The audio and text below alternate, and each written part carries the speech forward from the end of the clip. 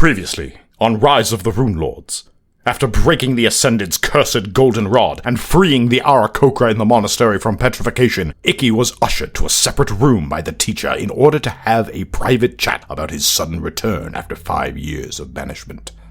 It was during this talk that at long last, Icky's banishment was lifted, and he was welcomed back to the monastery with open wings for his bravery in saving the lives of everyone at Kursabal. Meanwhile, the rest of the group spoke with Rakis Iratek, Icky's former training master, before each heading off to tend to their own affairs. Gendrick found a quiet spot to tinker with some equipment, but instead spent his time rereading the message within the paper bird he'd received earlier.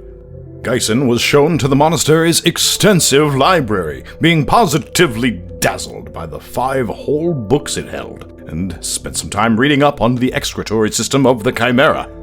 He was followed by Grelda, who was sure to have some ale at the ready in case Geisen got parched in this otherwise dry monastery. Sanishi took some time to relax and work on a ballad about the Sandpoint Five, the Ascended, and the library. Meanwhile, Tarnin took time to RP with his OP patron Obi, finding out that while Obi had fulfilled his part of the bargain in granting Tarnin the power to exact his vengeance, his patron still wanted Tarnin to serve the light and help innocents that needed protection. After a well-deserved night's rest, Gendrick finally revealed the contents of the paper bird he had received the previous day. It was from the Red Wizards, a group to which Gendrick owed a debt, one that would cost the life of his uncle if he failed to follow through. The letter called for the death of one Fenton, the leader of the Good Neighbors, and a man the group knew well. Today, the adventure continues.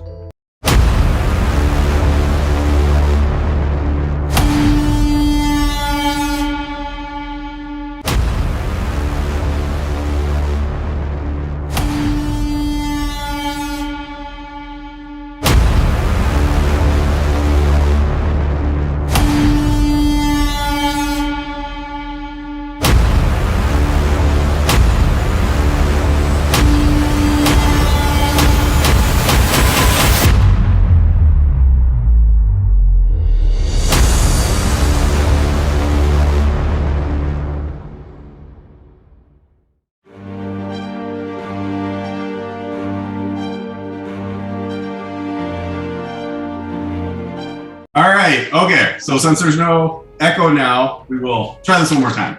Okay, alright. So Grelda is standing as far away from a window as possible. And she doesn't super love being the center of attention. So she's sort of like nervously twiddling across the top of Sasha. And she looks at Tarnin, she looks at Sanishi, she looks at Icky, who has been uncharacteristically happy and relaxed. She looks at Geisen, who almost never asks for anything. And she says, 2 days. We can stay here 2 more days. Rest, recover, recuperate, read some books. But I need a room that has no windows, and maybe a kitchen to cook in. So what I'm understanding, if I'm hearing you correctly, what you're saying is back to the library. For whoever wants to go. Well, I mean, it's underground. There are no windows. Definitely no heights involved. And you would feel comfortable there for 2 days. Was there a kitchen? There wasn't a kitchen. You did not find any kitchens. Still, I'll do it anyway. What do you need in said area to call it a kitchen? What could we, I mean, we don't have a kitchen per se, but what is it that if we had in this hand, you could say, it's close to a kitchen, and we could work that. I can work over a fire, but I don't want it to be held in your hand.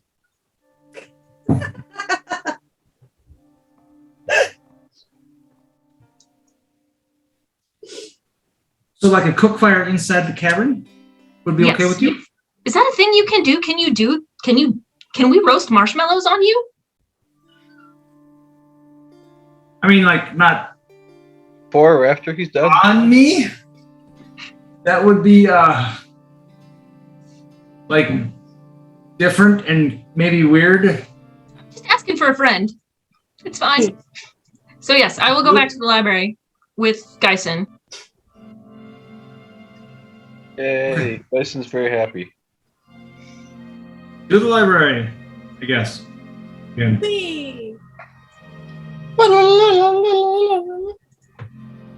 Is there anything, Icky, is there anything further we need to do for you to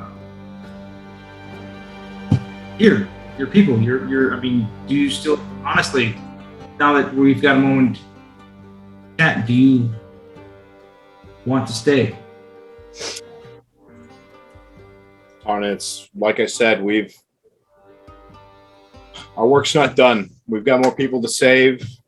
We've got things to do. I can come back here anytime. What you'll be. All right. Is there anything else that anyone needs to do here before we go back to the library?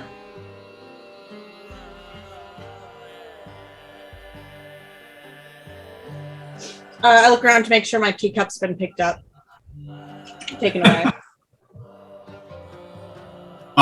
You hadn't told anybody about the teacups, but it's still where you left it the previous evening. Because you guys came in, you collected the teacup, and then you went to bed. Before we leave, I need to make sure that this cup gets washed. Or, put away. Who will do that? I mean, not like who will do that, but who will never. Or Hool. I'm gonna at least make sure that Hool knows that it's, there. I feel messy. I don't like this. What are you talking about? The teacup. I had my green tea delivered, and nobody took the cup back. And so now it's just kind of sitting on the floor by the door. Which I find to be an unacceptable spot for it. Actually, I thought it went to a table. Pretty sure. I think you set it on the table. Okay, never mind. One of the desks in the area, or one of the tables. Seems vaguely familiar, yeah. But we can certainly go check on it if you'd like. How about we wait here? You know what? How about we wait near Dwayne? And once you are satisfied that it has been properly cared for, we shall meet there and be on our way. Icky, how do you get someone's attention around here? I feel like it might be racist if I just started shouting out "Hool." That's his name, though. But I don't want to accidentally sound shrill and come out with like a "Hool, Hool," like. Now you're racist. It'll be fine. Okay, I'm just. They say more "ka ka" than "hoo," so it's probably okay. All right, I'm gonna go looking around for somebody. Gotta Let watch them out know. for Call though. No Aarakocras in the next. Okay. No, okay. So as you step out, you do see that there are more Aarakocra around than there were the previous evening. They are moving. You can you look to the left and to the right, and you can see some coming in and going out of the different buildings. You see some kind of flying around, and it just seems like the general population had come back. They had mentioned previously that they were able to get most of them out and away. You do see a lot more activity than there was the previous evening. Are we in somebody's house? Yes. So we prevented somebody from coming back to their house? Oh my god! You were staying in Quirik's house where his parents stayed. His parents were not there the previous evening.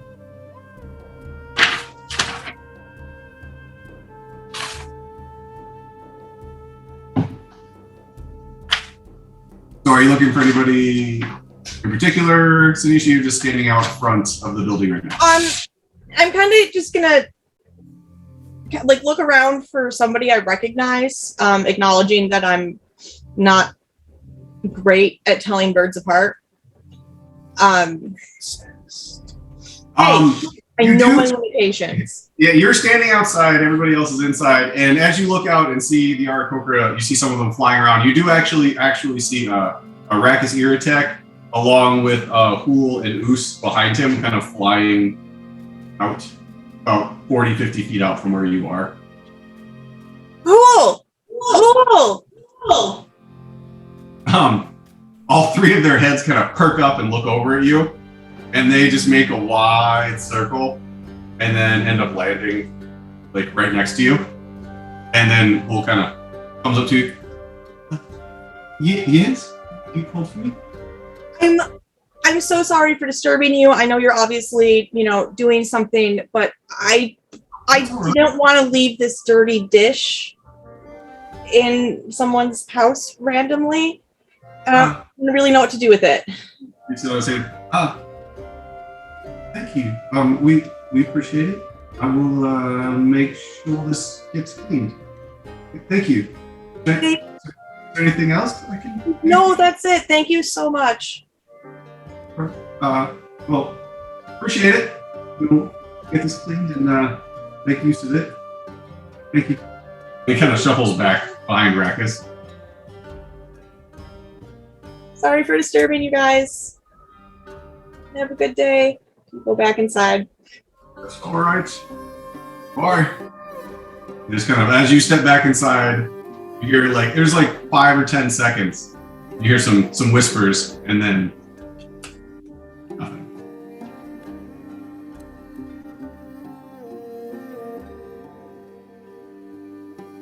Okay, guys. Cup taken care of. I'm good to go. Anyone else? Anything? Last chance to be wrapped up tightly, securely in a blanket before we jump on a safe and easy conveyance where nothing could possibly go wrong on our way to the library? Check, perhaps. Maybe we should be extra certain that it's going to be safe. I see Sean dying slightly inside as I say that. You can take as much time as you want doing anything you want. This is your story. All right, let's go to the library, guys. I'm excited to talk some more Orcish. Surprised Icky's going. I actually expected him to want to spend more time with his people. Oh, Want to say I'm very proud that he's the one reminding me that there's still work to be done. I thank you for reminding me that my work isn't done either. my pleasure. And if I'm honest, it still feels really weird to be here. So I'm keeping moving, keeping busy. That feels good. That feels good. I understand that sentiment more than you might realize. Anyway, shall we? Onward and downward. Onward and upward and downward. We're already up. Aren't we just really going down? We have to go up to get to the mountain. To the All right. So, are you calling Dwayne? Oh yeah. All right. So Get him. what was that? I'll go get him. I can fly. Oh, so you're going to go to Dwayne? Yeah. Yeah. Okay. So Icky flies out. Everybody else is just kind of waiting at the entrance to the building. Icky, you do go up the mountain a ways, and you find Dwayne perched where you had left him. So are you gonna hop on him and fly down? Yep. Yep. All right. So as Dwayne takes off and comes down, once Dwayne comes into everybody else's view, you hear just like screams and panic immediately as this giant rock comes into view, And Icky, as you're flying down, you see Rakis, Oos, and Hool. Like they were about 150 yards away from you, and they just do a 90 and come straight towards you. And once they get about 20, 25 yards, and you can see their faces and they can see you, they finally kind of slow down, and you notice that they're carrying spears by their side. And they kind of slow down and follow you as you come to pick everybody else up. And Rakis just kind of looks at you and just gives you this weird look as he comes, and they all kind of hover next to you as Dwayne goes in his pickup hover. And Rakis comes as close as he can and goes, "The hell is that?" So Icky, clearly able to read the room here. Like, I am. Yeah, sorry, we didn't mention Dwayne, did we? If this is Dwayne, you didn't say anything about a giant bird that was going to be coming. So, I'm glad that we didn't throw any spears at it. If this is your Mount. steed. Mount. Girl. Thank you. Significant other. It would, I'd appreciate, next time you're going to bring a giant animal in here to give us a bit of a heads up. Sinishi, he didn't mean it. It's okay. No. Yeah, we'll do. Sorry, he's been integral in getting us here in time to stop the Ascended, and we just kind of take him for granted, I suppose. But you see this one around, he's with us. I'll pass the word so nobody else attacks. Doug? Dwayne. Dwayne. I'll pass the word around if you come back this way. Thank you. Well, if we do come back with Dwayne, I mean, like, obviously these gestures to the rest of the group, like, these folks are a little disinclined to the sky. So, For the term well-rounded. They're lost. I'm not sure that I would use that term for any of us, but Well, they're lost. So you're leaving? for now, yeah. We'll I mean, it's I don't unless there's something that we find out that we need here, or something that you need that we can come back and bring. I think our travels are going to take us onward now. Understand. With the story you told us, I know you had more to do. I just thought you might stay longer, but time is of the essence when you're trying to save the world. It is, and I wish I could stay longer. And if we're going to, like, if we end up staying for a while to like just check out the library, if we're going to be here, then I'll come back and I'll visit with, and we'll catch up. But if we find something that makes us need to like head out for the good of the world, gotta have my priorities straight. Well, you're always welcome. So come back whenever you'd like. Thank you. Sure. I will. Be safe. Don't die saving the world. I'll do my best. Again. Don't do it again. All right. Joy. And then the three of them kind of take off. Can we just take a moment to appreciate the fact that Icky has died multiple times during this adventure? Almost. Yeah, he's only been mostly dead all day. All campaign. Yeah, you know. Now that he's been accepted back in his people, he's truly and fully alive again. So So now's the time to That's not. No. All right, so everybody climbs on Dwayne. Dwayne takes you back.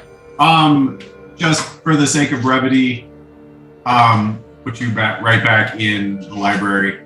There's nothing new, nothing different as you enter the cave, go down, go through the system. So everybody makes it to the library. You walk through the open doors. Hold on a second. Let me first.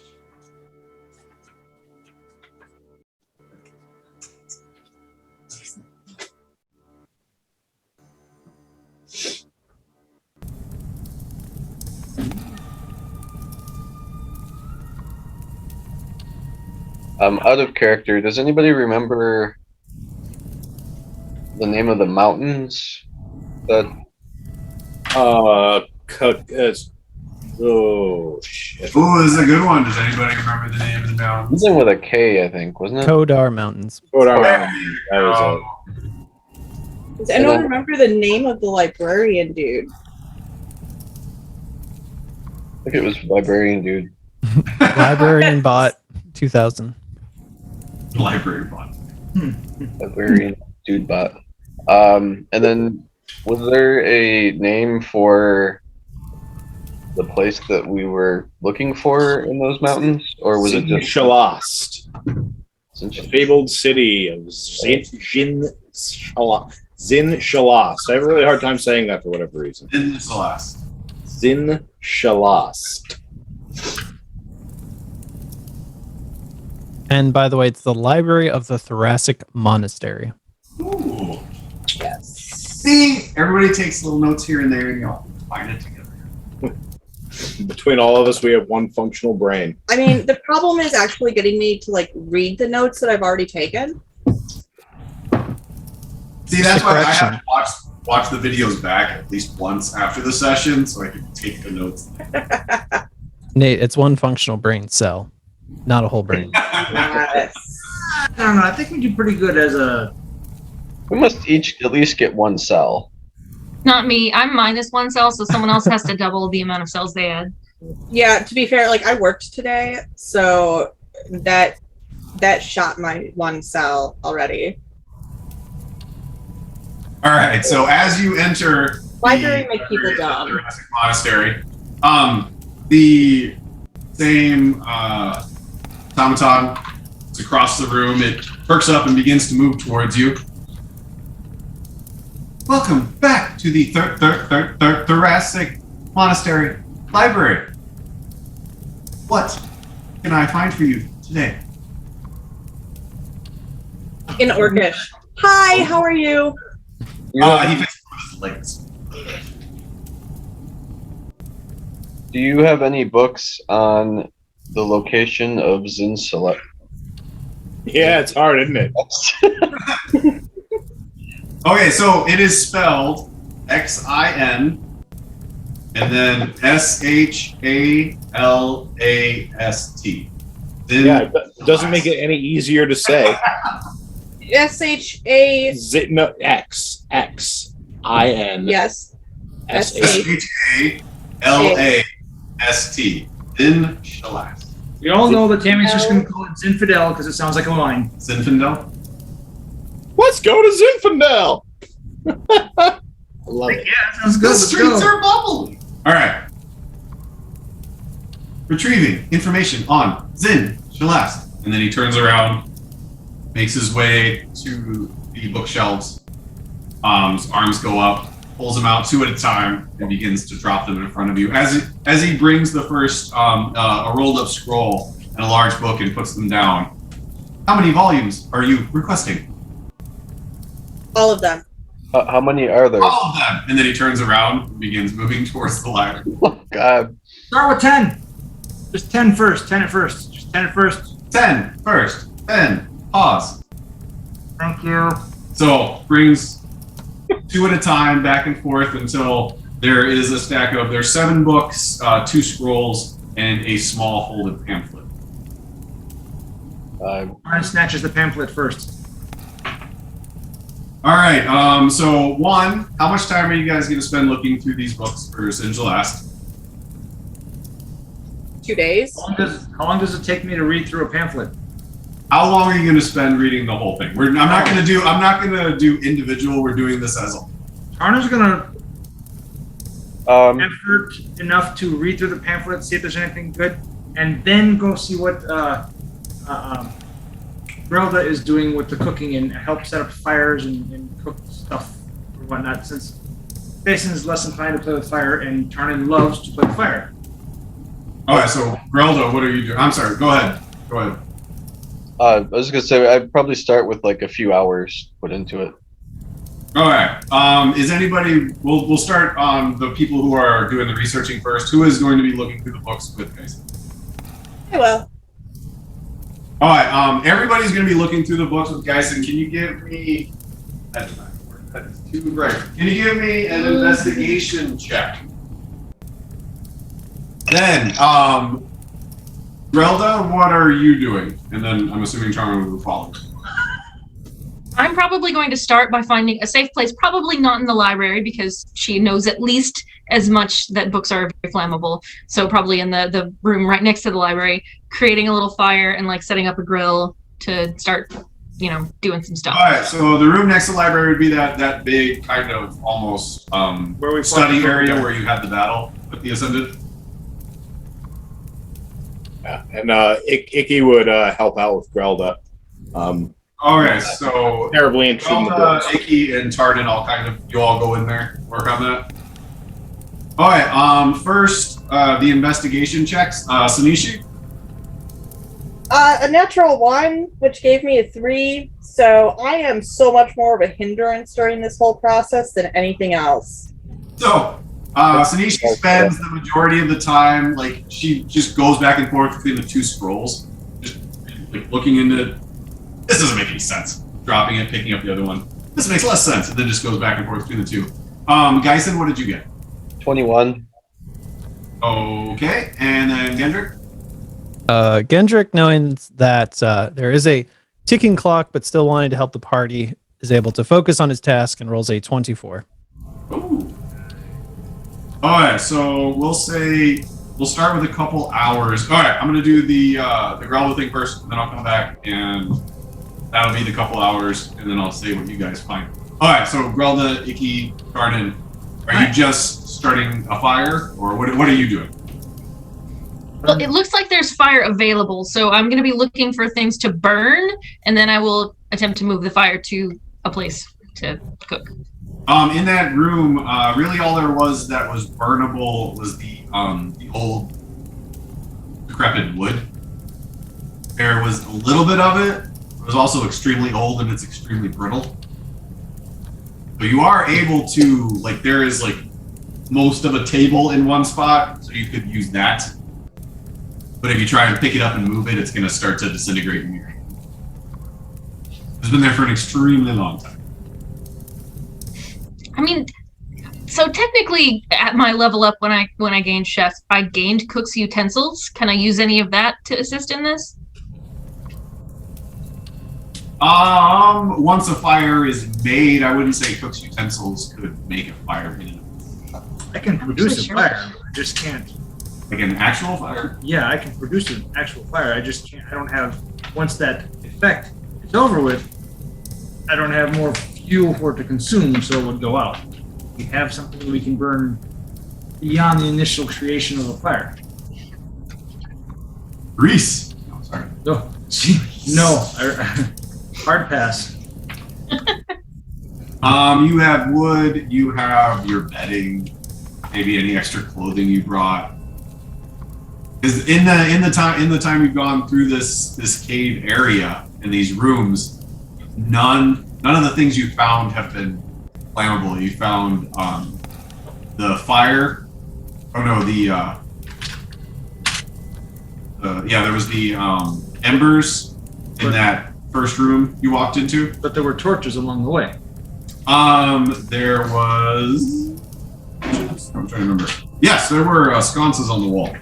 So we can pretty easily take 3 or 4 torches set. Well, they weren't torches. They were because you actually tried. Somebody tried to get in them, and they weren't. You can try and get one off the wall if you would like. They weren't like torches. They were kind of burning rocks. They were illuminated rocks. I'm sorry. So they were not torches. No, they were not open fire. Okay. So I am looking at the description of the cook's utensils, and it says these special tools include the items needed to pursue a craft or trade. So I would assume there would be some way for me to practice cooking in whatever I have. There would be, but I would not say that includes starting and continuing a fire.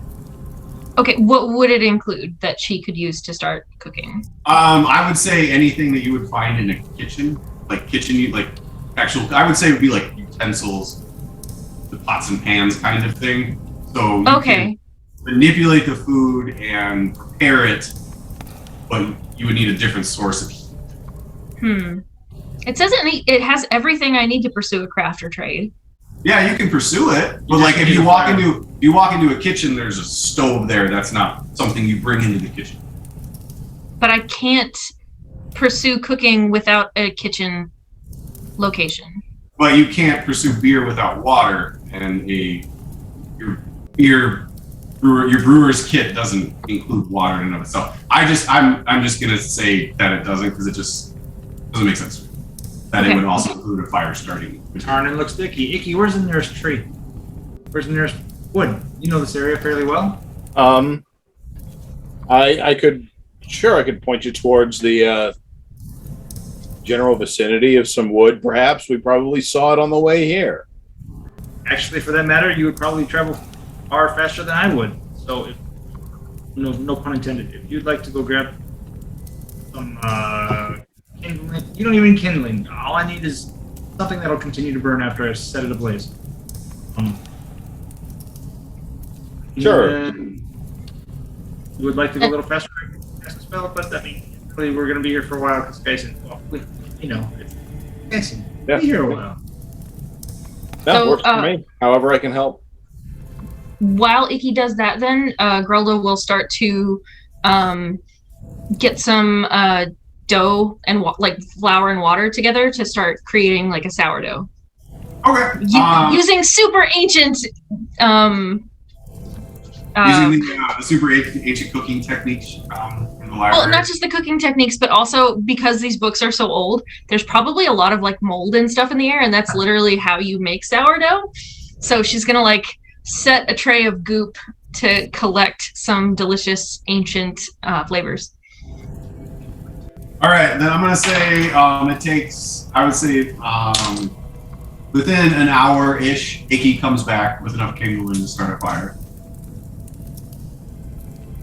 Again, it wasn't the kindling we were after. It was with enough stuff to gotcha. do a fire. Yep. Drops the wood down. Like, all right, here we go. Is there anything else we need? Not at this time. Just Arnon casts prestidigitation, which allows him to instantly light torches, campfires, etc., etc. Mm-hmm. All right. So while the fire's burning, Grelda begins to work her magic. The people that are searching through the books from the library, what you have been able to find, you haven't been able.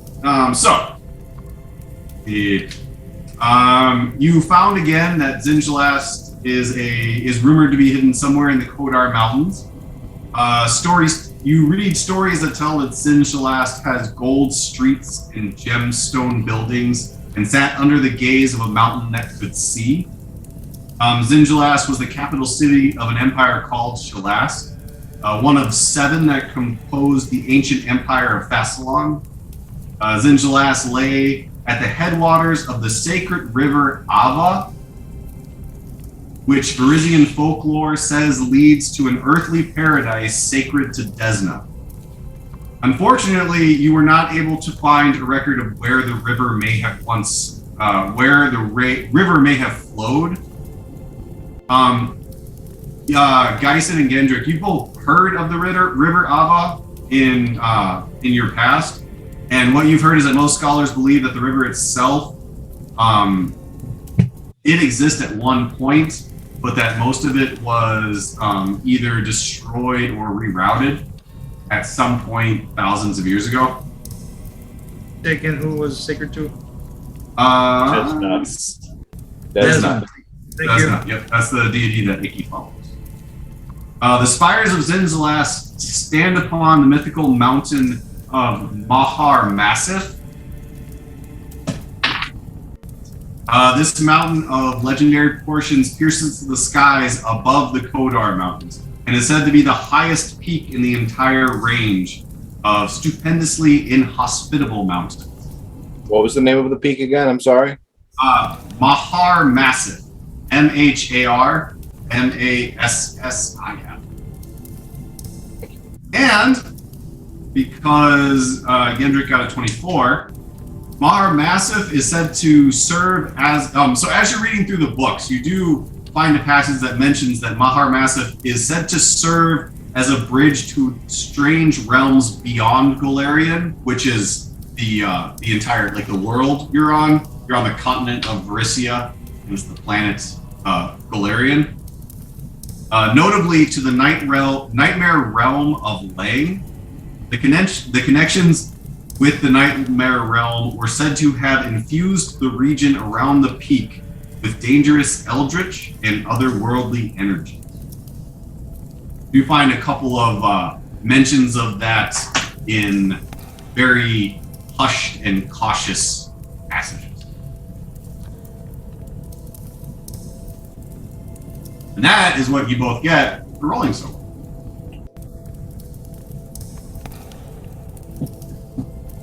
Some good reading, boys. All right. Good reading, boys. Damn What it, was the that? other's back. That was one hell of an echo. I apologize. So it's been a few hours, right, that we spent. Yep, I would say it's been about 2 hours, and Grelda you've spent about, at this point, you've spent about a half hour on the actual cooking portion of it. I'm just gonna throw it out there. Grelda is gonna specialize in muffins, whether y'all like it or not. Whether y'all like it or not. There is an echo again, Sean. I'm so sorry. There is. Yeah, it seems like Zoom is fine, and then it hiccups on my end. And there is. It does have a number of auto correct, like, audio settings. So, there you go. There you go. All right, is that any better? I don't know. Let's find out. No. He's no bueno. He's not. No. Is bueno? No. Right now? Bueno? Well, no bueno. It sounds Bueno? Bueno? Echo? Bueno! No, I heard myself. Jerry? Jerry! Joey! All right. In that case, It seems to be all right now? Nope, never mind. I lied. all right. Why don't we?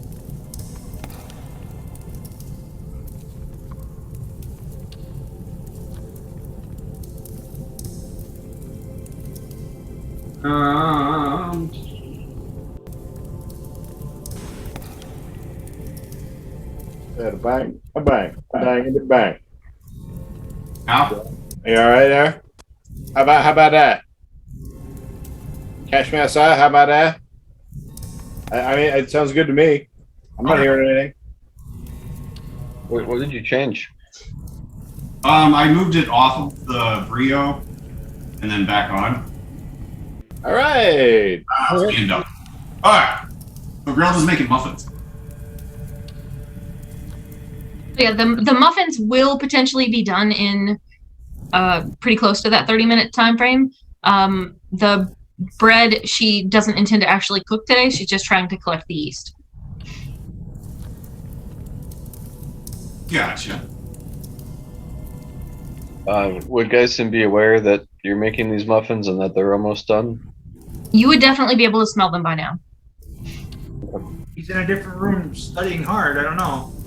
Maybe If the door opened, like, I don't know if y'all have ever. Nobody You can ever smell closed it. The door between the library and the large study room is open. And she's using cinnamon because she has cinnamon from her beer escapades. So definitely really delicious. Some apple cinnamon muffins happening. I think the muffin smell is going to cause a break as it begins to waft through the halls of the library. All studying focus has been lost. I definitely get distracted and give up on the scrolls that have me so fucking confused and go instead and start staring at these muffins. Geisen would take a few minutes to kind of compare notes with Gendrick about what we found before heading out to the muffins. Alright. This is the best thing I could have spent my level up on, y'all. There's so many options that would help in combat. No, I want muffins. Alright, so the three of you definitely smell muffins. Smell something cooking. As you finish with the 10 books that you've been working.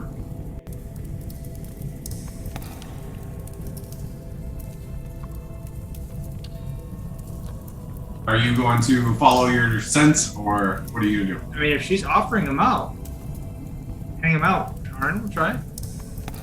Yeah, I think we might have. It's probably a good break point, and I think we have a good leads potentially on finding the city if that was something we wanted to do. So I think, we've been studying pretty hard, so I think it's time to have a snack and talk about what we found with the rest of the group. All right, so everybody makes their way out to Grelda's cooking station and kind of sits around, stares at Grelda's freshly prepared. I'm checking the rules to make sure I make the appropriate number of muffins. 4 plus my proficiency bonus, so that's 8 muffins. I do require like a short rest to do this, so it can't just be the half hour. Is that actually in like the player's handbook? Yes. That's amazing. All right, so Or is it just food? well, with 1 hour of work or when you finish a long rest, you can cook a number of treats. Okay, so Well, that'd be 1 hour of work. okay, then that one, which is a short one. So if I'm not doing the one that's part of a short rest, and since this is a test batch, I would do a fast one. So I can cook 4 muffins. So they last 8 hours, and you can use a bonus action to eat one of them to gain temporary hit points equal to your proficiency bonus. Nice. At this point, you can just eat them, but like know that in the future, Grelda's muffins are special. Yes, they are. You're saying Grelda just made special muffins? Tarnin's doing the thing that says I said a thing that I probably shouldn't have said, but I don't know what I said. You made special muffins, like special brownies. Yeah, that's what Tarnin's thinking. Yeah, that's what Tarn was thinking. That's what we'll go with. Yeah, I lose at the that's what she said game like pretty much constantly, so I apologize if I ever I actually had someone who enjoys that game after like 2 hours with me go, I'm just gonna stop because you make it too easy. It's not okay. It's part of your charm, Tammy. It's one of the many reasons I love you. Beautiful. Thank you. Anyway, so yeah, there are within 1 hour, so there's 4 muffins basically. I am going to require anyone who eats a muffin to tell me what you thought of it, like flavor notes. I'm gonna like grill you on like what this tasted like to you.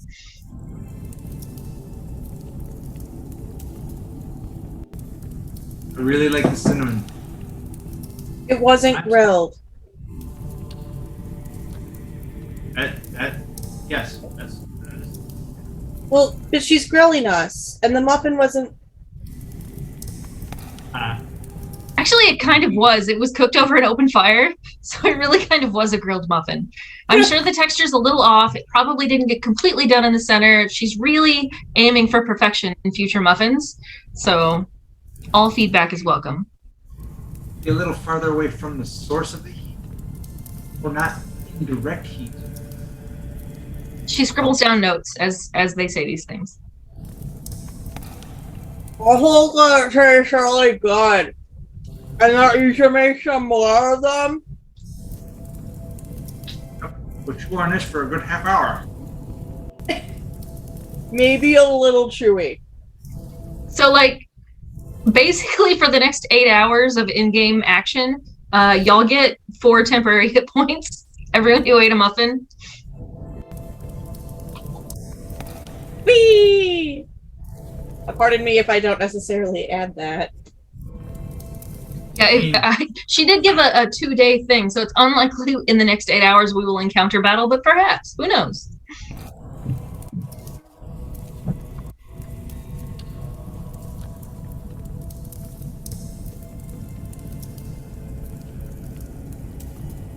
So did y'all find anything in your books? No, they were so confusing. I'm so glad I have this muffin to wash away the taste of whatever the fuck was going on in that library. Gyson explains about the Mahar Massif mountain and how it's the highest peak, and well, whatever portion of that I guess Gyson found or would have heard. I would say that Gyson and Gendrick, that's kind of what you were able to pull together. I would say since the three of you were searching together, everybody was able to pull out a little bit. You were able to converse as you were doing it. Okay. So we have a destination. Yeah. Awesome. All right. Excellent work. Thank you both. I mean, I think we do still need to decide if we're going straight there or if we're going back to Sandpoint for the whole Fenton business. I don't know if we decided about that or not. We really didn't decide that, did we? Or if we're going to just try to deal with the Red Wizards ourselves. If Yeah. Fenton is our ally, we should at least tell him that there's a hit out on him and that they have hired us. Oh yeah, the Red Wizards. Well, and then there's, the whole Gendrick's uncle thing. Yes. I was going to suggest the trek into the Kodar Mountains might be a long one for us, especially depending on what we find when we get there. So if we're skipping that, that might be something I would need to drop out on because I would essentially be sentencing my uncle to death in that case. Yeah, I don't think the mountain's going to go anywhere. But You like lives it? might. Well, and I agree because, like, not only, the mountain's not going anywhere, but according to what we know about Zin Shalast and this ritual that the Ascended was trying to complete, He's on hold. Fenton has the other pieces that. Yep. So, if nothing else, visiting him is in our best interest. However, it ends up going. So we have a destination, but while you were continuing your studies, did you happen to find out what would happen if we put the scales in Sanishi when she was a mammoth and put her back down? I have not found a book specifically about that. I'm sorry. Did you look? So I would like to ask, sort of like out of character / in character, at this point, all Grilda knows about Fenton is that he is a good neighbor and that we have worked for him in the past. Like, she has zero concept that he's actually like a criminal mastermind, I think. That's true. Tarnan has not been very forthcoming with those particular details, no. I can't imagine why. Okay, so yeah, Grilda's definitely on the let's make sure Fenton is safe because he's our friend. Like, yeah. This is going to hurt me later, isn't it? 100%. Yes, this is definitely going to hurt you later. I think Dyson is somewhat aware of it because he went to visit. Dyson stood outside of the last conversation. When you were Yeah. Right, because that was where he had to pass by that, like, whatever field that revealed his burns, right? Yeah. I also think that the average homeowners association does not ask you to remove all your weapons before joining the meeting. I mean, depends on the Well, one you join. on my limited experience, I would have to say they actually do ask you to show up. But I mean, Okay, that's fair. That's fair. but yeah, maybe it's just a thing in this day and age. Back then, they weren't so picky. And just for Gedrick's purposes, because you weren't here for that, there was the typical comedic thing of Tarnin trying to like take all of his weapons out and like it taking a really, really long time. It was really enjoyable. Especially because there are certain weapons that I have when I set them down, they just show up right back on my person. And I had to explain to them, no, see, it's stuck. I'm sorry. How many times do you want me to hand it off to you? And as soon as you turn around, it's back in my hands. What?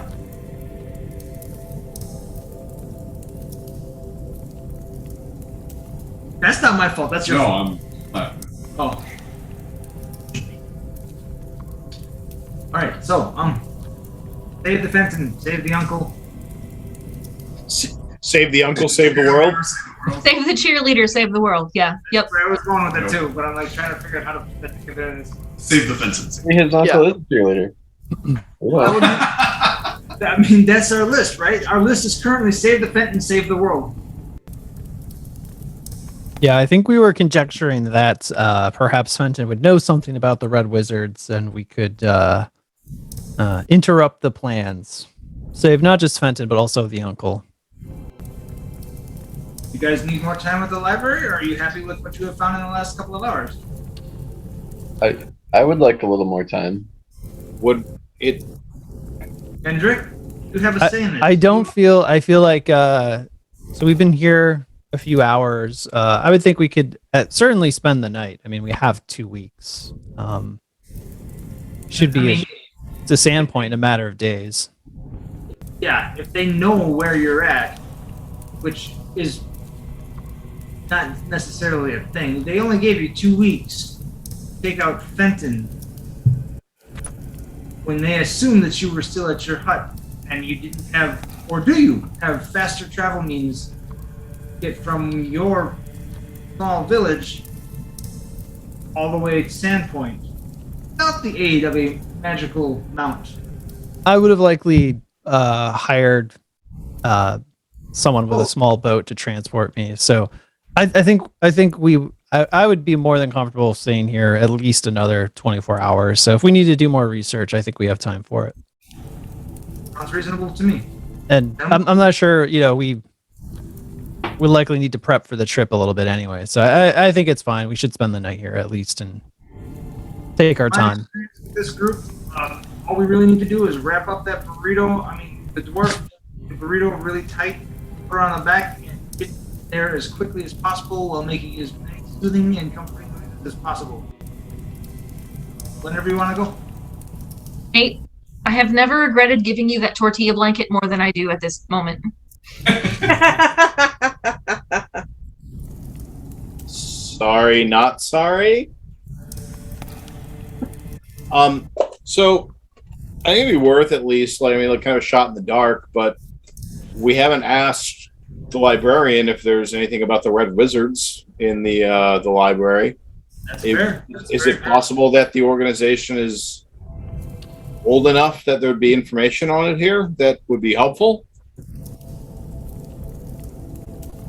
We could ask, but I feel like we're gonna get 632 books about various wizards that have red involved somehow. Okay, I hear 632. What's yours? Closest without going over wins. Price is right. All right. While you're thinking of your number, Gendrick, can you give me a wisdom saving throw, please? Yes. That's a natural 20. All right. You failed.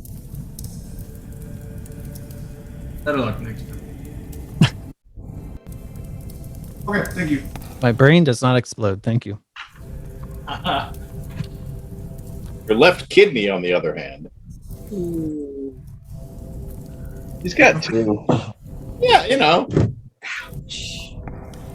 Yeah, I guess this is kind of a valid time to ask, like, did we ever figure out why Sean has been making us roll every time someone casts a spell? I'm sure it's fine. I'm If sure my it's fine. if my kidney blows out, I'm an artificer. I could probably make a dialysis machine or something. But can Dwayne carry the dialysis machine? That's the important question. That would put it over the weight limit. It depends. Maybe he has some materials that'll make it lighter. You don't know how smart Kendrick is. Wait, you probably do. Thinking if I keep casting restoration on him, that would purify the poisons and toxins out of his bloodstream long enough for him to create a new one once we get to Sandpoint. A new bloodstream? Yes. So we do all know that his kidney did not actually explode. Right? I mean, you can spend as much time as you want talking about. This is an important bridge to be ready to cross. I mean, we got to know these hypotheticals really, really in depth. Are we going to go through every organ? What if? Well, you are sitting around a campfire-esque area, so what better thing to talk about when you're eating muffins? Yeah, like we have like the taste of muffin lingering on our tongue. Like we're talking, this is good campfire conversation. And they're not the best muffins because these aren't the best surroundings for her to make muffins. So they're a little bit like, oh man, I wish I had something to wash it down with. Y'all are too polite to ask her for beer, which she would totally give you. That's where we are. Since when does Grilda not offer beer in a situation that mean- would be conducive? Food. Are you really Grilda anymore? What changed? She's an imposter. Get her, guys! We're gonna die. She mimic. She offers a lot of beer as like a friendship extended like sympathy kind of thing, but she doesn't really like every time we all get together say, would you like some beer?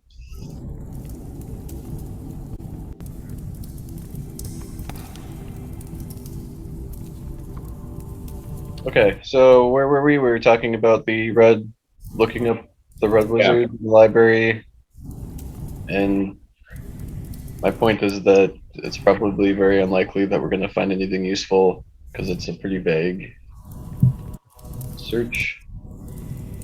Yeah. Good ask just for like an organization, like any documents pertaining to an organization called the Red Wizards. Icky, how many do you think they're going to be? If we ask right, 17. Tarnan, how many do you think there are going to be? We're under the premise that we ask correctly, as I know. One. So while you guys are debating this, Geisen just walks in and asks the librarian. And What does he say specifically? Relda, how many do you think there are going to be? How many volumes do you have on an organization called the Red Wizards? I love Geisen so much, but also Grelda, like hearing the other numbers is like 257. Alright, I said 840. The librarian's head tilts and you just hear some clicks.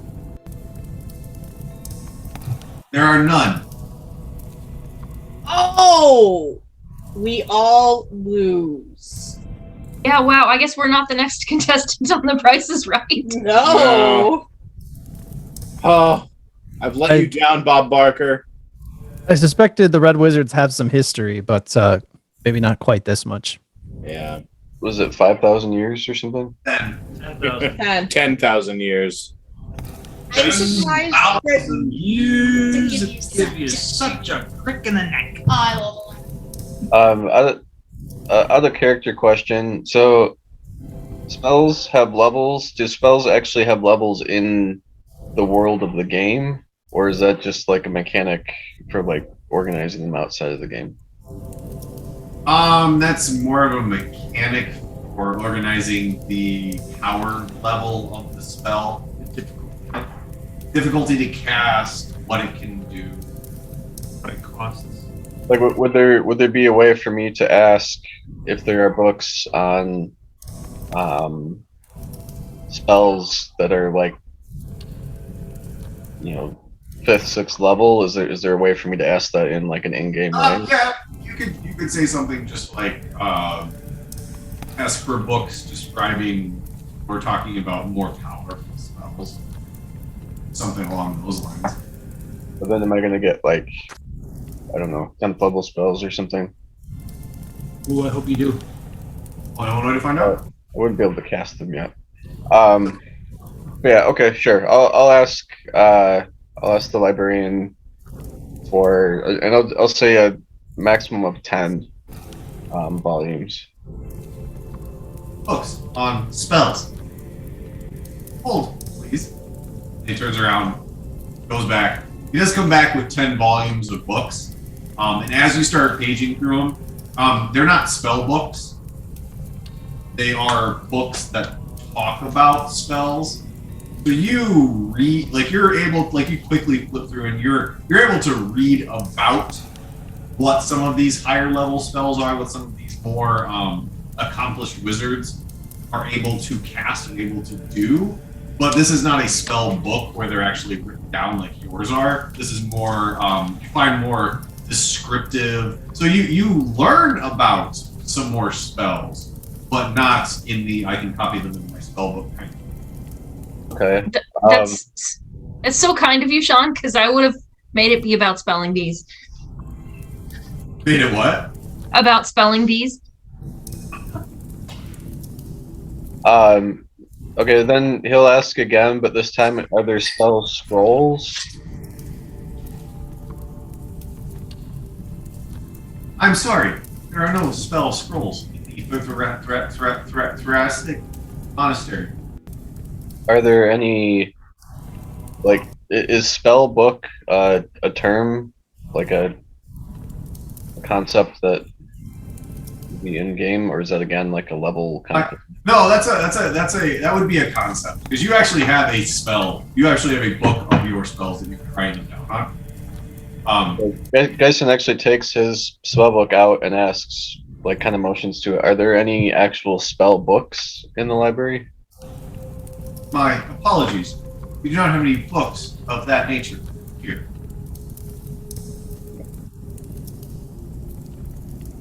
Didn't say that it was. Nobody said they followed him, Yeah. so as of right now, he has been by himself. Who? Oh, Bill just asked if Tarny was with you, and I said nobody has spoken about following you. So, as it stands, you have been in the library. Like you are in the library by yourself.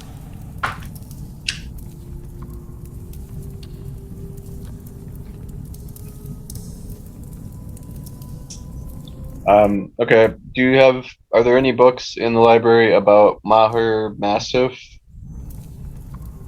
Maher, massive. Stand by, please.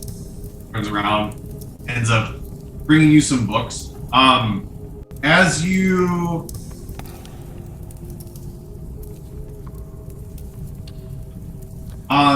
brings books, you start to page through them as they come to you, and you aren't able to find anything more than what was contained in the last. Just what they were. They're said to be a bridge to another, another realm, another dimension. That they're the highest peak in the Kodar Mountains, but nothing beyond what you have already found.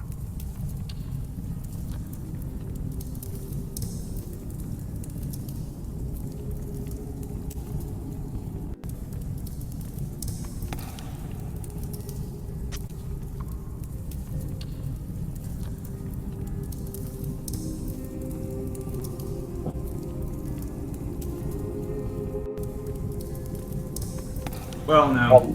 You'd mentioned the mountain that can see. Was that just a synonym for Maher Massif, or is that a different thing? Let me see.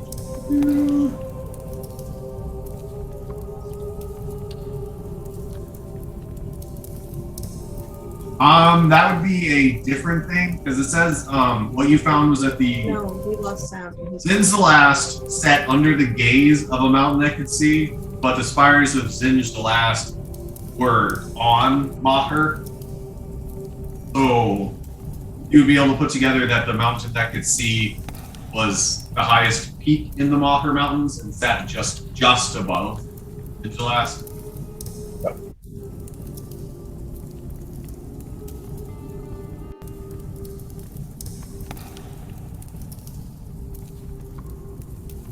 Okay. So for the last moment, Jill and I couldn't hear anything. So, if anything was directed to either of us, sorry. But it's fixed. Yeah.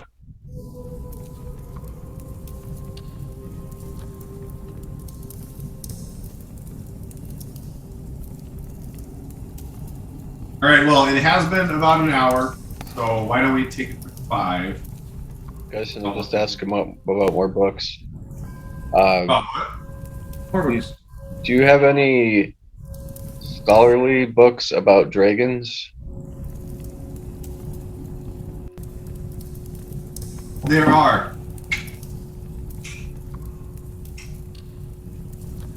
27,532 books that talk about dragons. How many would you like? Do you have any bestiaries that talk about dragons? What about dragons in particular?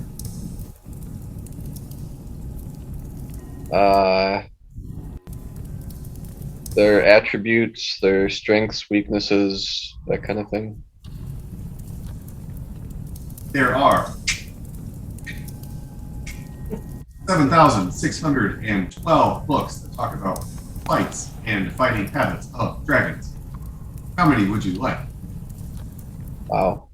Maybe we look for one that's just specifically about how to kill dragons and how to track dragons.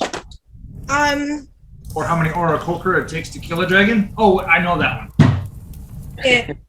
We are specifically looking for a black dragon. You are out by the fire. Yeah, me too. That is true, but Gyson's smart and might know this on his own. Gyson would probably remember that, right? Do you have any books that are specifically about black dragons? There are 732 books that mention black dragons. How many would you like? Do Black dragons. you have any books about black dragons, attributes, weaknesses, and strengths? The same number mentioned fighting habits and black dragons. How many would you like? Just grab 5, I guess. We'll just see what happens. 5. Please stand by. Goes and retrieves 3 books and 2 scrolls. Give me another investigation check.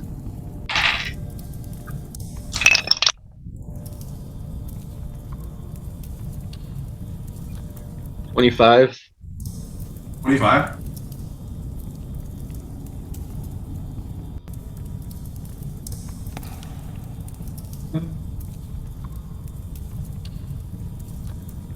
While Sean is looking at that, Tarnan looks at everyone and says, does anyone need anything of me right now? Or if I go into the library and look at something kind of specific? Cool, but can you check and see which one of us won? Let me know. Oh, number of books. Right. Yeah. I will, sure. Yeah. Alright. Tarnan wanders over to where Tarnan wanders into the library. All right. So as Tarnan wanders in, Gyson is finishing flipping through the Black Dragon books, and the only thing you're able to find, and remembering that none of these books are newer than 10,000 years, but what you're able to find is that the fights that the authors have with Black Dragons don't denote any weakness. They do denote that the dragon acid seems to have no effect on the dragons at all. But they weren't able to ascertain anything that the dragon was weak to, or anything above hit it a bunch. that killed it. No weaknesses, no weak to any specific type of element that hurt it more. And is it that the books just don't mention weakness, or was that kind of the conclusion of the books? That was kind of the conclusion. Like it specifically says like acid did absolutely nothing.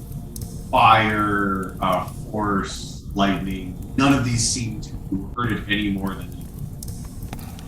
Yep. And at the ends of these chapters in these books, there's a lot of this book is in memory of.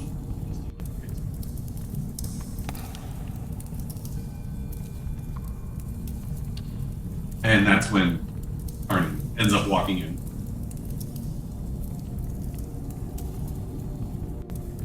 Librarian currently in use. No.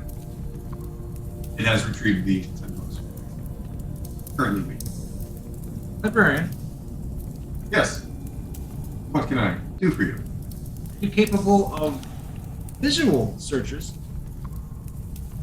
If I present an image to you, can you use that as a reference point to search for books that would have information about said items or the visual image of? I could search for matching images, but not information from an image. Fair, let's try. Are there books that are references or have pictures about, and a picture of a illusion of Obi appears in his hand? This creature, and Tarnan specifically puts as much detail as he can about her specifically. Whom such a creature serves. I am unable to find anything about that image.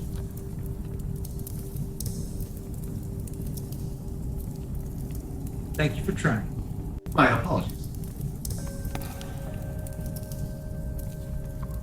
Do you have suggestions on how to further find information about a specific image that would help you specifically track down information about that?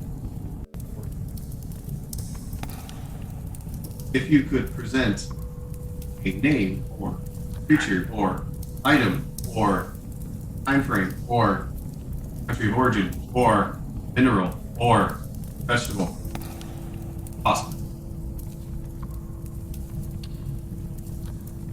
In several of the dreams that he's been in, he's seen the world, right? He's seen the world around him with her. It's mostly been flames. The only images of the world you've seen is when you were shown the cave, the young red dragon. And then you were also shown the village after you had left. You didn't get any other visuals.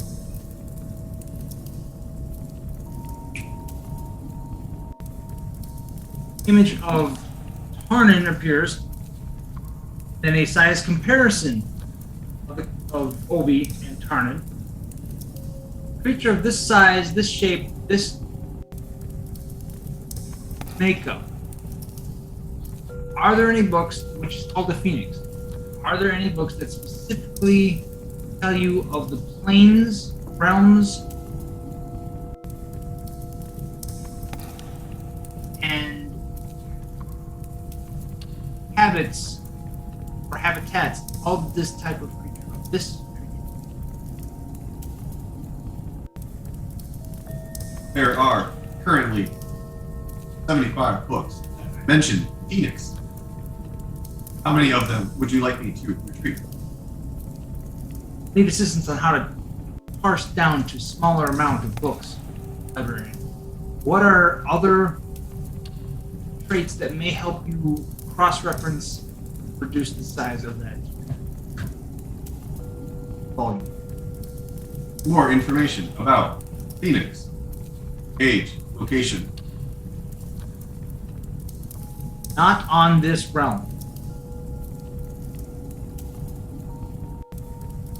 I'm sorry, there are 0 books about Phoenix on other planes.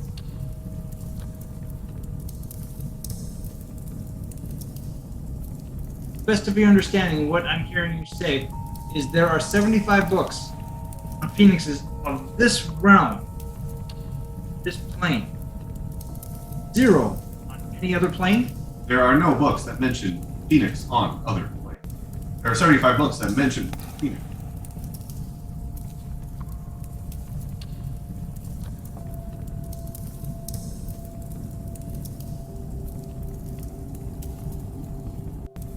Cross-reference Phoenix with specific phrase working with or service of. There are 64 books that mention Phoenix and the phrase working with and the phrase in service of.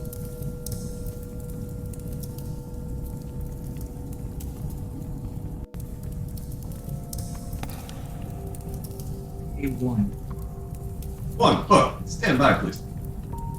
Librarian, Yes. make sure it's the right one.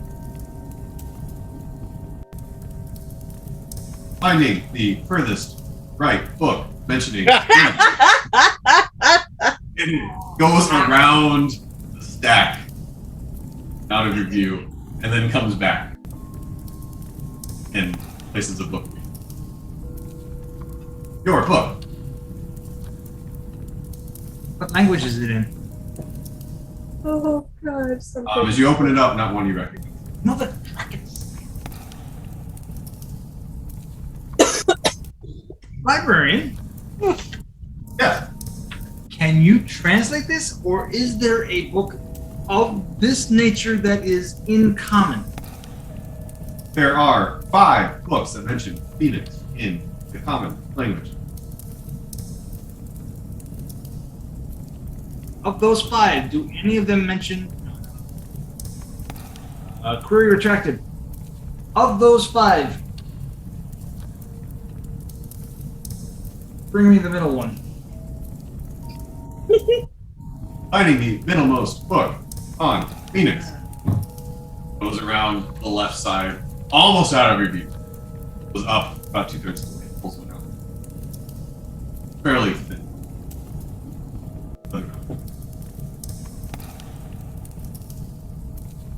Thank you.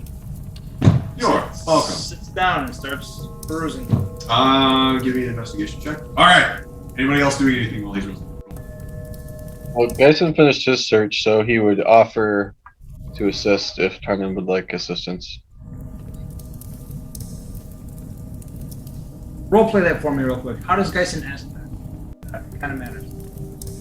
Well, so you're asking this with me, like right there, right? You're like not trying to hide your query or anything. So I finished up what I was looking into. Would you like help looking through those books for whatever it is that you're interested in? That's the trouble, my friend. I don't know exactly what I'm looking for. I'm still in communication, still working with a being from another plane. It's granted me a large, well, what I consider a large sum of power. I mean, to you, it's probably kind of small. But anyway, she has more work for me to do, has more.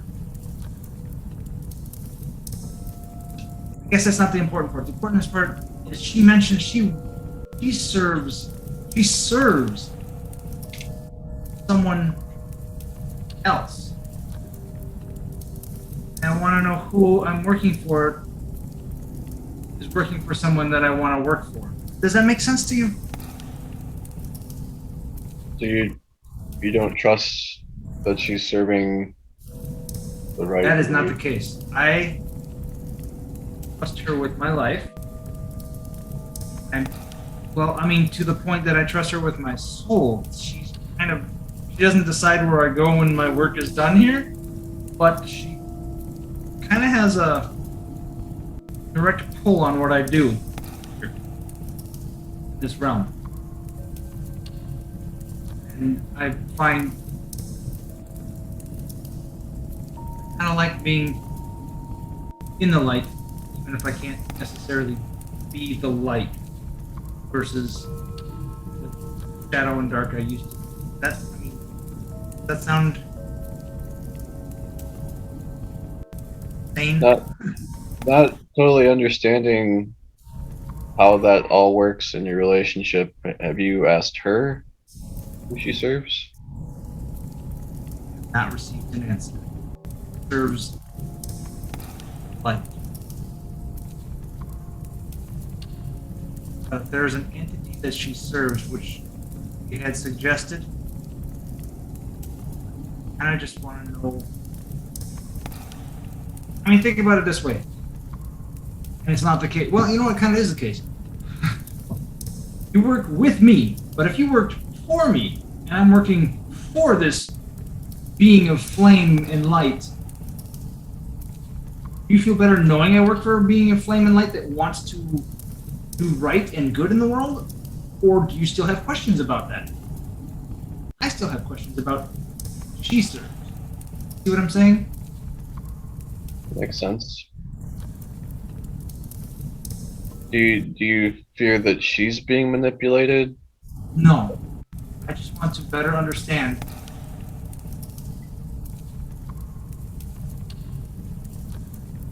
He kind of sits back and looks down at his own feet. Then he looks back at Geisen. I want to better understand where my place is now.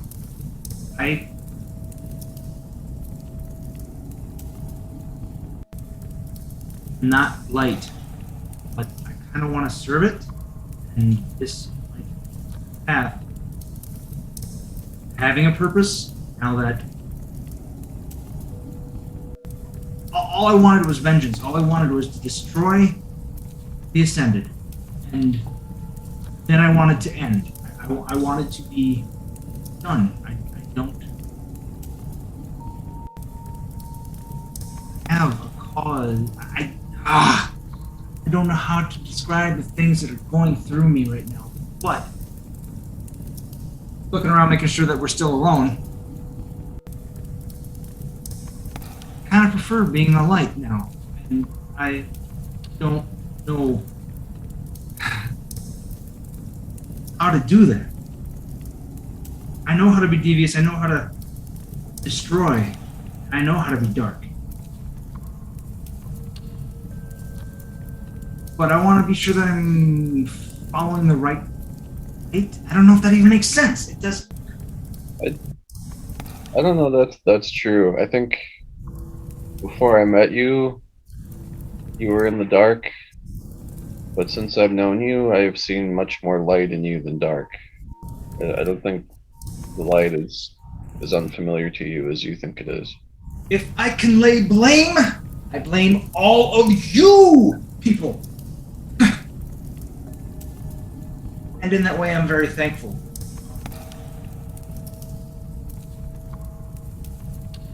But I still just want to know.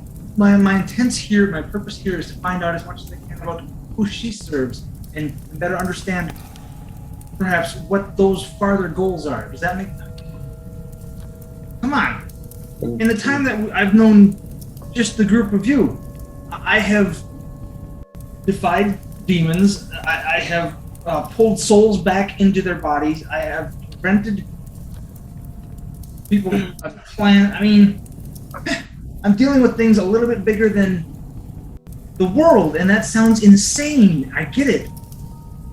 But I have seen beyond this realm, and it's amazing, and I need to know more. Because, well, honestly, because when I met you people, I wanted to use you to get to where I know I couldn't get by myself. And I needed you to help me hunt the Ascended because I couldn't do it. And he's starting to tear up a little bit at this point. I couldn't do it alone. And that was really hard for me to deal with. But somewhere along the way, it stopped being about using you for my purposes and benefiting you, all of you, because you fucking matter. I haven't had that in a very long time. Then he realizes he's tearing up and he says, if you tell anyone else about this, I will freaking kill you.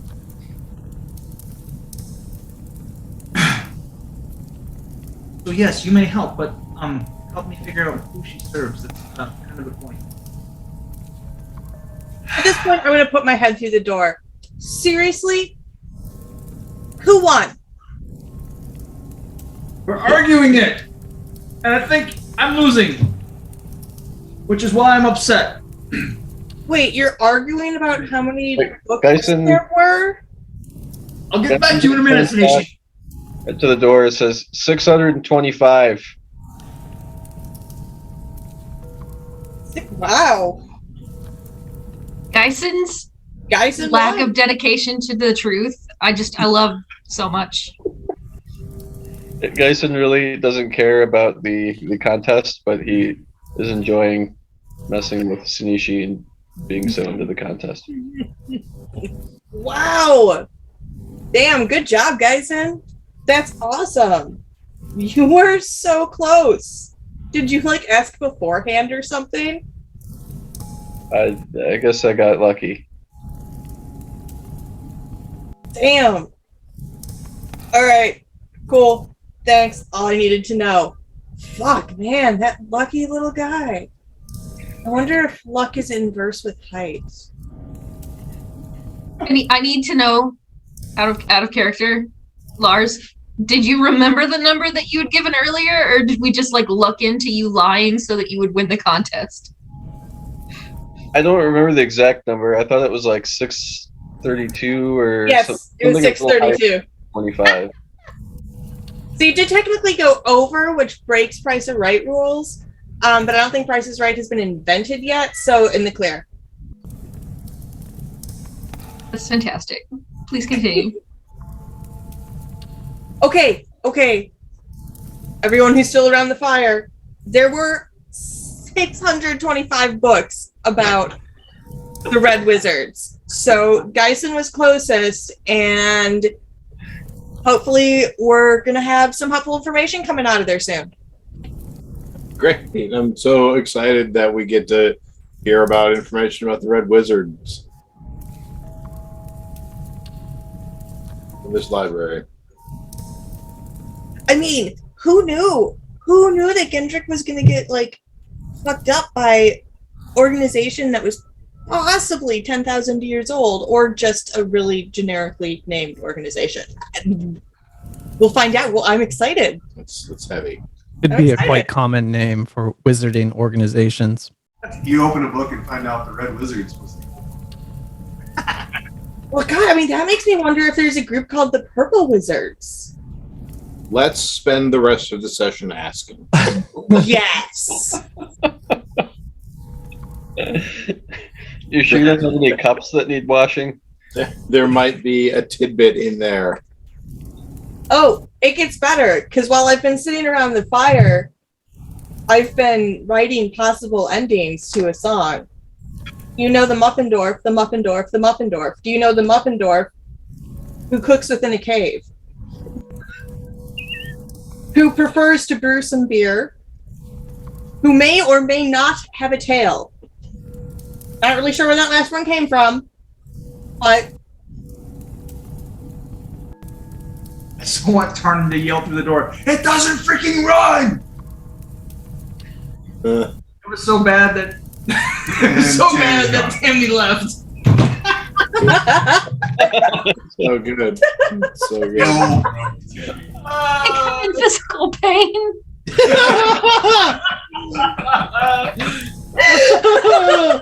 The Muffin Dwarf who lives within a cave. It's so good. Cooks within a It's cave. flawless. Who cooks within a cave? Who cooks within a cave? Because Yeah, our no, dwarf that- yeah, cooks within a yeah, that's brilliant. That's Sure may that's- not have a tail. You know the Yeah, that one was kind of awkward, but Maybe tail and whale? Fit whale Yeah, in there you go. I did that one already.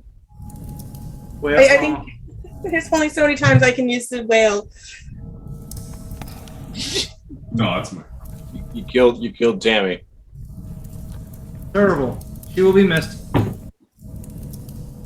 Especially her muffins. Yeah. Rip in peace. Well, you killed her. Now you got to play her. Oh. Sasha seeks out a new host. Oh no, sorry. I made a promise to take care of Sasha if something happened to Grelda long ago, so Tarnan has to take it. I would love to see Tarnan Find to wield an Cross- axe. Yeah, that'd be freaking hilarious. I was gonna say add some barbarian levels to your character build. Station.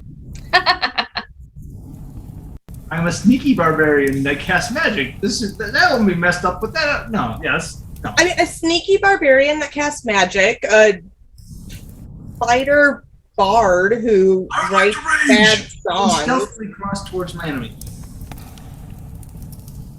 Yeah. You're going to stealthily rage at your enemies. That makes sense. Stealthily raid. You're like the passive-aggressive barbarian. Is that the title of the episode? Passive aggressive barbarian.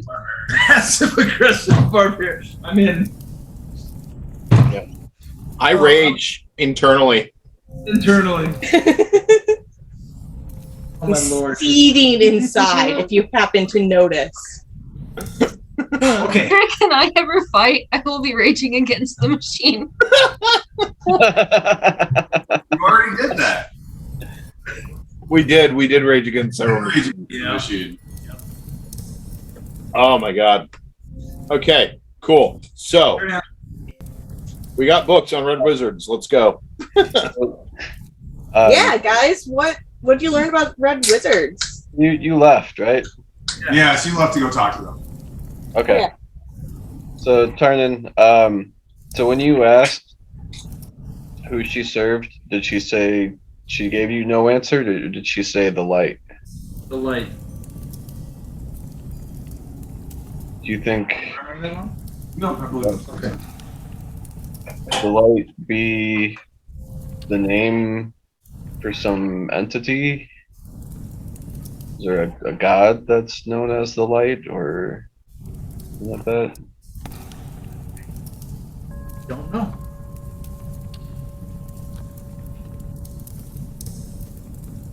Librarian, are there any mentions or references to deity that goes by the light, titled the light, or soon the light? I love that you didn't leave it open-ended and ask for references to the light, because the number would have been extra. I was coming up. Every fantasy book ever. Question mark.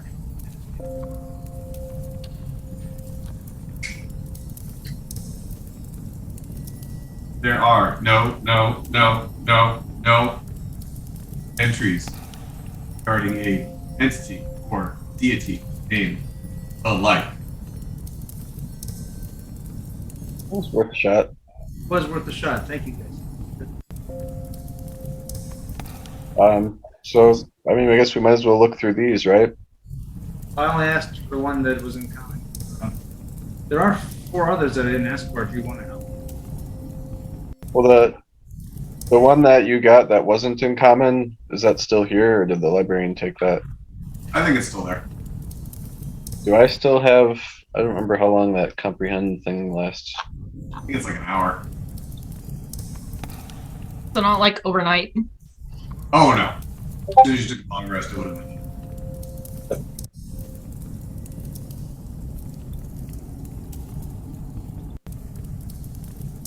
Yeah, just an hour. I mean, it's not. It's important to me, but it's not important to the things we have to do. So, if we find something fantastic. If not, we'll just have to continue to try to charm my way into Obi's willingness to tell me herself. Could be a while.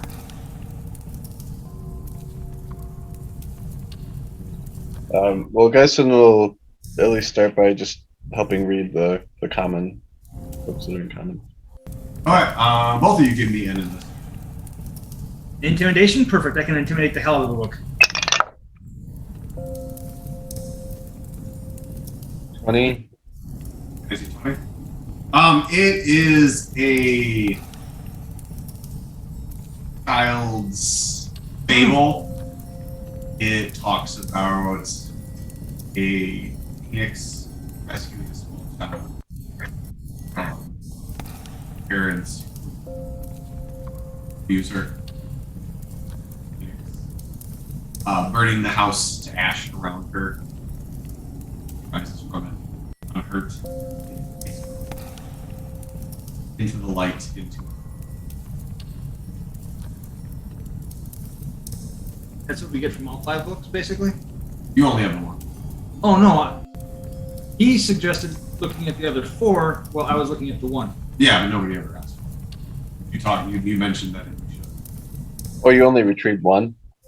Yeah, because you said you were going to help Tarn look at the one in common. Oh, I thought there was like a stack of 5 or something. Okay. You asked for 1.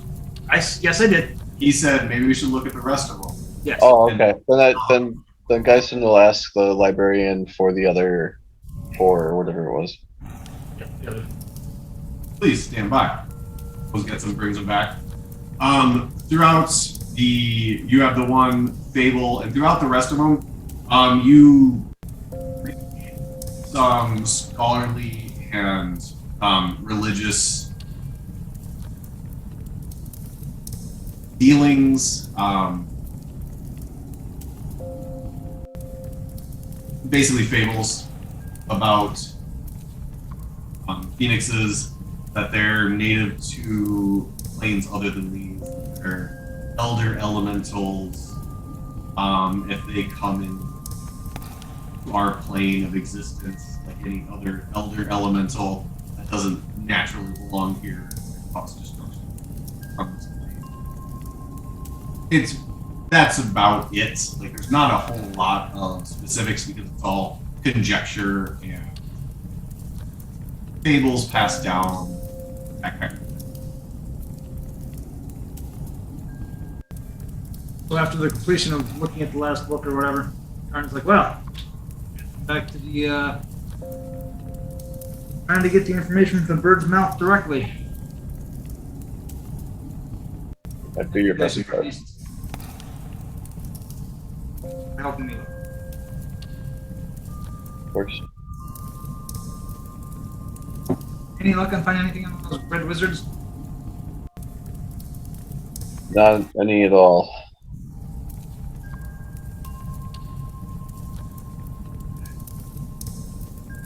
They're new within 10,000 years.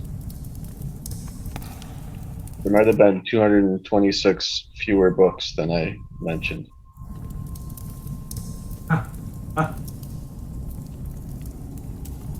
Secret is safe with me. I think at this point, our best course of action is just to get back and, The standpoint. yeah, Yeah, I agree. give Fenton a heads up. I mean, who knows? Maybe he's more knowledgeable about who these people are. They apparently want him off. He's able to tell us who. And better beware why these individuals are, and then we have to decide if we want to.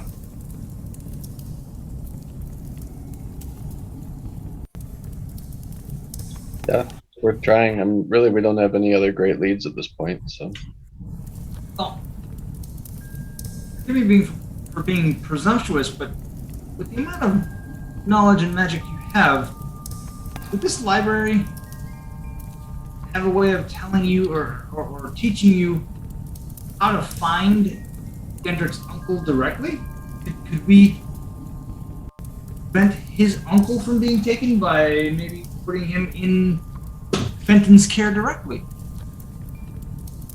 Then Fenton would know what's going on. Gendrick's uncle could be safe. And that would put this whole Red Wizard thing on pause, or we could then specifically pursue them. Make sure that nothing happens to either one of those individuals. Or Gendrick, for that matter. Thoughts? Are you asking if this library would have a spell to find his uncle? If you don't have one already, yeah. Do you know how we could do that? I mean, is this a place that we would do that in? I have already tried looking for spell books in the library, and there aren't any. So I don't think I'll be finding any new spells here. Okay. Any other ideas on how we might accomplish something like that?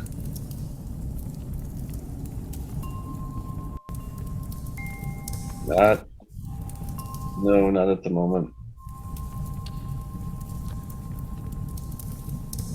Alright, then I think our best option is to head off to see Fenton as soon as possible, learn what we can, learn what he knows about the Red Wizards. Do you agree? Yeah, I think that's the best bet. You need more time here for your own studies and purposes, or are we good? Oh, actually, didn't we talk about one of the possibilities was to use the paper bird? Because the paper bird, you just speak a name, right, and it goes to that. We did talk about that. I do remember having the conversation of having Dwayne chase down a paper bird. Mm-hmm. But also, did you find any information about hiding the scales in Sinishi? No. Not a good idea? No. Or you didn't look? No. I have not found anything. Okay.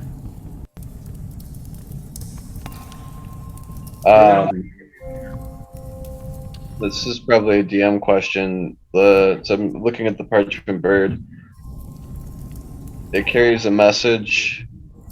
Is there any way that you could like fold another paper bird into the message? Basically deliver a paper bird with the paper bird? Oh, so it could be used to like respond to the message? You can respond to this message.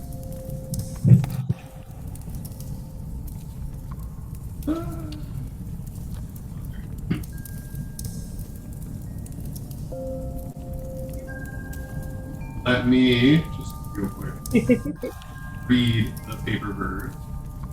That seems awfully convenient. It seems like something that would be disallowed. I think this whole situation seems rather inconvenient. But Yeah, it might depend on your origami skills. all right, so There you go. the after you speak the name, the parchment magically folds. You don't fold it. What if we really quick invented a stapler and stapled two pieces together? I'm gonna say Well, we got an artificer. This isn't even magic. It's just a stapler. Come on, he can do that. You Concerned about the flight dynamics of a stapled piece of paper. I think my boy Gendrick could grasp the mechanics of a stapler. Yeah, how hard? He's got this, no problem. Look, he's got non-R2D2 rolling around with him, right? I mean, BBD2 over here is pretty easy to, yeah, he can make a stapler. Yeah, he could probably make a stapler that doubles as a quill sharpener. I'll leave this one up to the DM.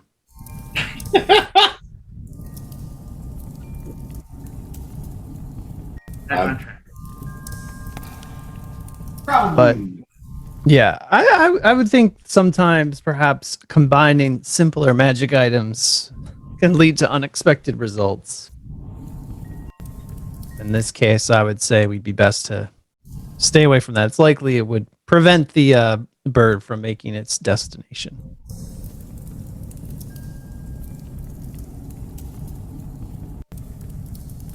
All right, Dyson, if you got nothing else in here, let's go back up to the main group and let's make some kind of a plan of action here.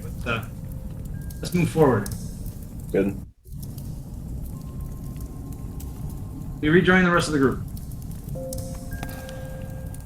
Who is still sitting around the fire. Muffins having been. And thoroughly chewed. So, what'd you learn about the Red Wizards? Yeah.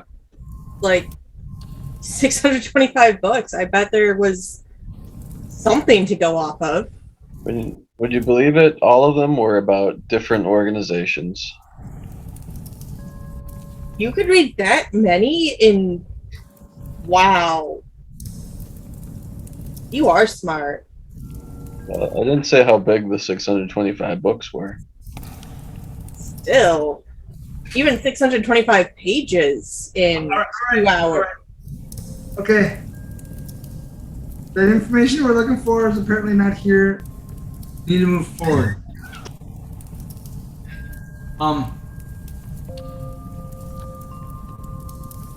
Fine, I just.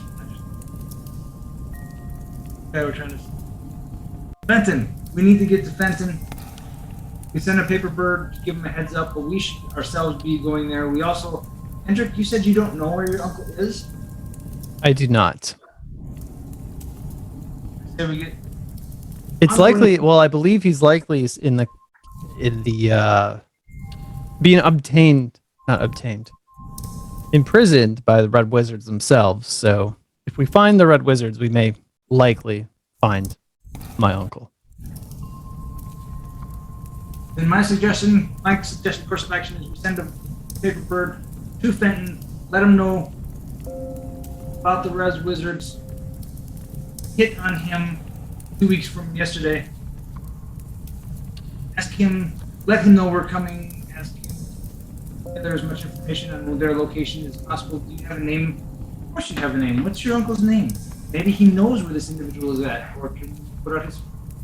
Ah, yes, of course I do know my uncle's name. Why wouldn't you know your uncle? I mean, he's your uncle. My Yes, uncle's well- name is Cadmus. Katniss? Everdeen? Cadmus. Welcome to my world. Seems like a Cadmus very Crowflare. common name. Pretty good with a bow.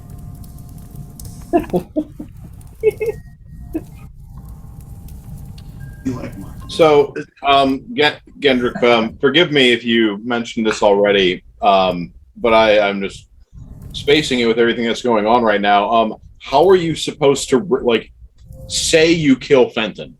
How are you supposed to report that to the Red Wizards? How are they supposed to? Well, that's the thing. They apparently have eyes everywhere, and they'll know.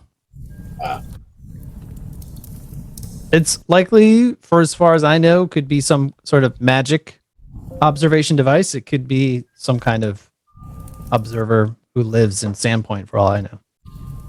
Okay. So if that's the case, we need to be careful about how we approach Fenton. How out in the open we are about it, because if we clearly, to somebody who might be watching, show up there and then leave and he's fine, they might get it in their heads that we've warned him and do harm to your uncle. Yes, I don't suspect really anyone except for the village we're currently at would know that we're currently teamed up. But it might be a good idea for me to perhaps don a disguise if we're to go to Sandpoint. I have a purple cloak you could wear. No. No. Sans hood. Which is that's an interesting idea. Is anyone here particularly skilled in a disguise kit? I guess you can polymorph you into a T-Rex. Nobody will know who you are. Yeah. I can make capes. I can make pretty decent capes out of bed sheets. You think that- that help? Might actually be good. Maybe. That being said, if I were to complete my mission, it would be obviously expected for me to be in Sandpoint. So perhaps I don't have to keep my profile that low. we can come into Sandpoint like 10 steps behind you, and they'll never suspect that we're together. Do you typically land your bird, Dwayne, in Sandpoint? Oh. We did the once. That was fun. And you're well known within, given your, I assume based on the way you've named yourselves, you're well known in town. Okay. Yes. Yes. They were not expecting Dwayne. Few do. We forget that sometimes. Fair.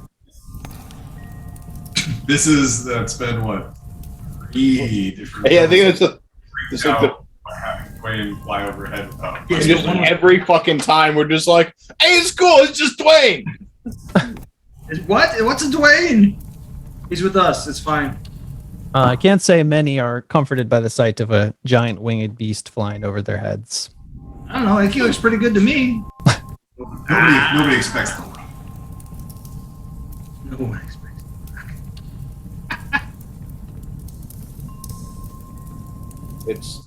But it's not what Dwayne's cooking. It's what Grelda's cooking.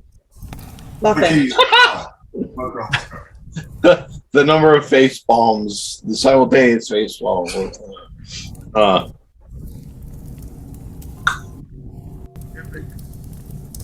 Cool. All right. Let's get there. Let's All right. send the bird. Let's get there. Unless anyone's got a reason for us to delay further, we can go. We can get there and get across the sea and be off the bird so that everyone will be happy on the ground and not dreading what's coming. Did you guys check in with the librarian and let him know who had visited this time? Because that seems polite. I feel like you should. You're absolutely right. How about you handle this? Is that fair? Would that be more correct? Okay. Go ahead, Sanish. Wait, I didn't go to the library. You guys went to the library. But you were in the had it library. long enough to say how many books are there. I mean, surely that's one of the more important reasons. You're right. You're right, Captain. Okay. I go into the library and just check in and let the librarian know that Sinichi, Tarnin, and Geisen were the ones in the library and that we were leaving, and I hope he's going to be okay. What language? I'm saying it's in Orcish. Communication. Switch to Orcish, and then it replies in Orcish. Thank you for annotating names, and we'll remember when you return. I hope to see you soon. Thank you. And I leave. Thank you as well. This is going to be the moment where, like, we're fighting the big bad. We're all, like, about to die. And then at some point, just, like, the librarian rolls in and saves us. And it's because of that moment right there. Like, I remembered your names. Let's fuck this guy up. Well, now it's not going to happen because you Yeah, just yeah. ruined it. I'm sorry. Mark out that part of I ruined the arc. Spoiler, more spoiler. That's the part of the DM where I don't have home. anything planned and I just listen to you guys talk and take the best thing. Damn it! I'm actually a little bit shocked that not R2D2 and the librarian have not struck up some kind of friendship.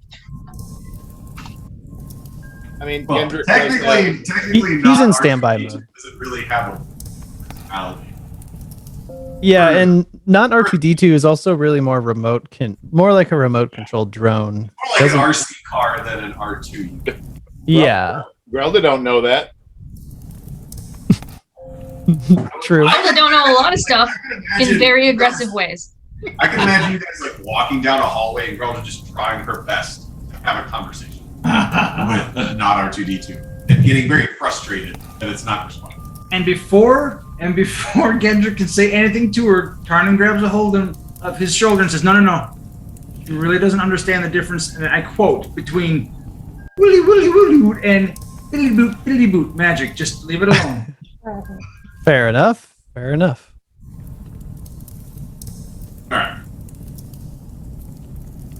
What did you guys decide? Two bird! The slightly larger bird. After we send the paper. Everything's birds here. Bird Flame is the bird. word.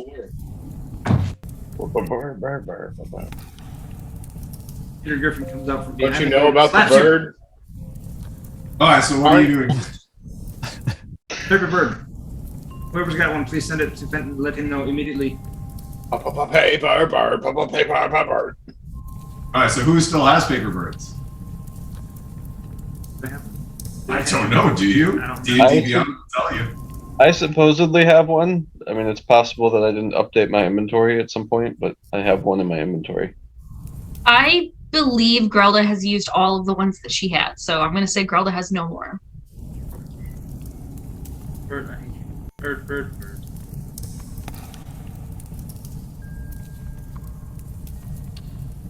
I mean, I know you guys have used a few, but I know you guys still have some left. I don't know who has them. Okay. Well, I appear to have one of them. Okay. They Well, we'll go with that. An ornithological piece.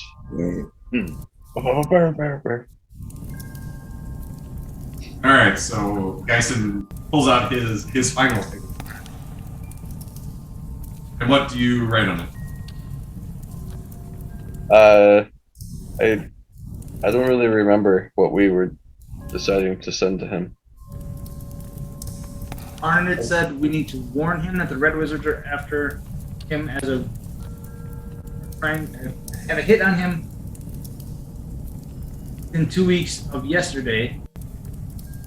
Let him know that we're on our way back to him and we were going to ask for names, locations of these Red Wizards, and also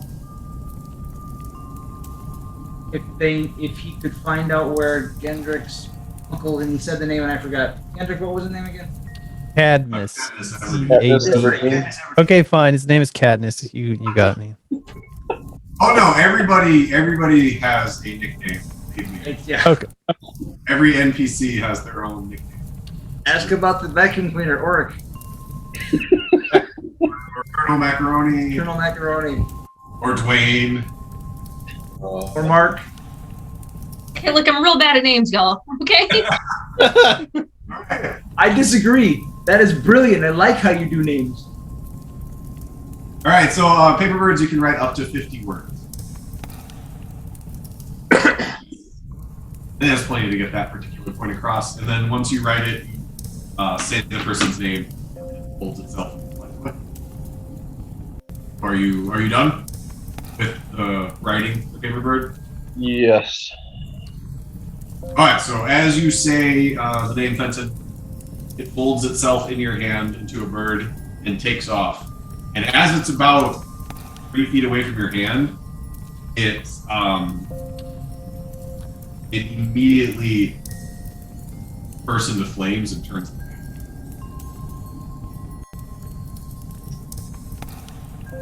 Hey, Dyson, what's up with that? My guess is that whatever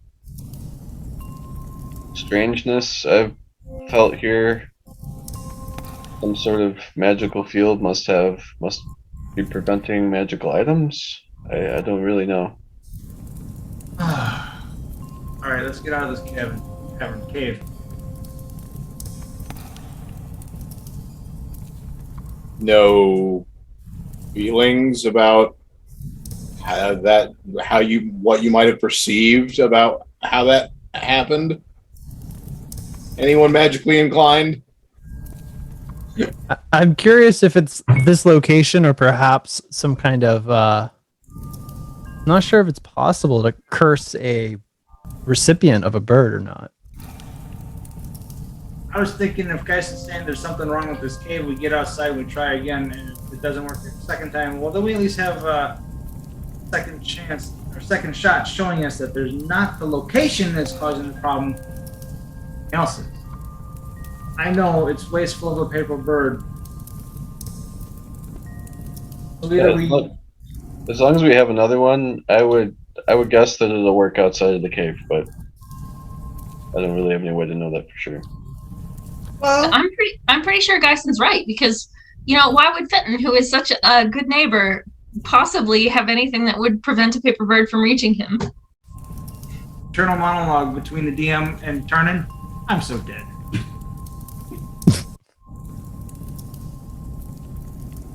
D-E-D dead. D-E. Yeah, that seems fair point. Go outside the cave now. I'm surprised Fenton never got a nickname, like maybe Jake from State Farm or something. Honestly, the thing I remember most from Fenton is shitty news is shitty news.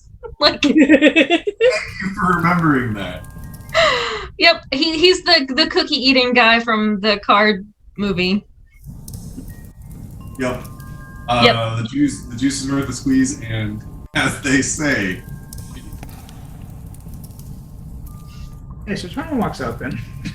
All right. So if everybody is leaving the cavern, all right, you go up. You're at the mouth of the cave now.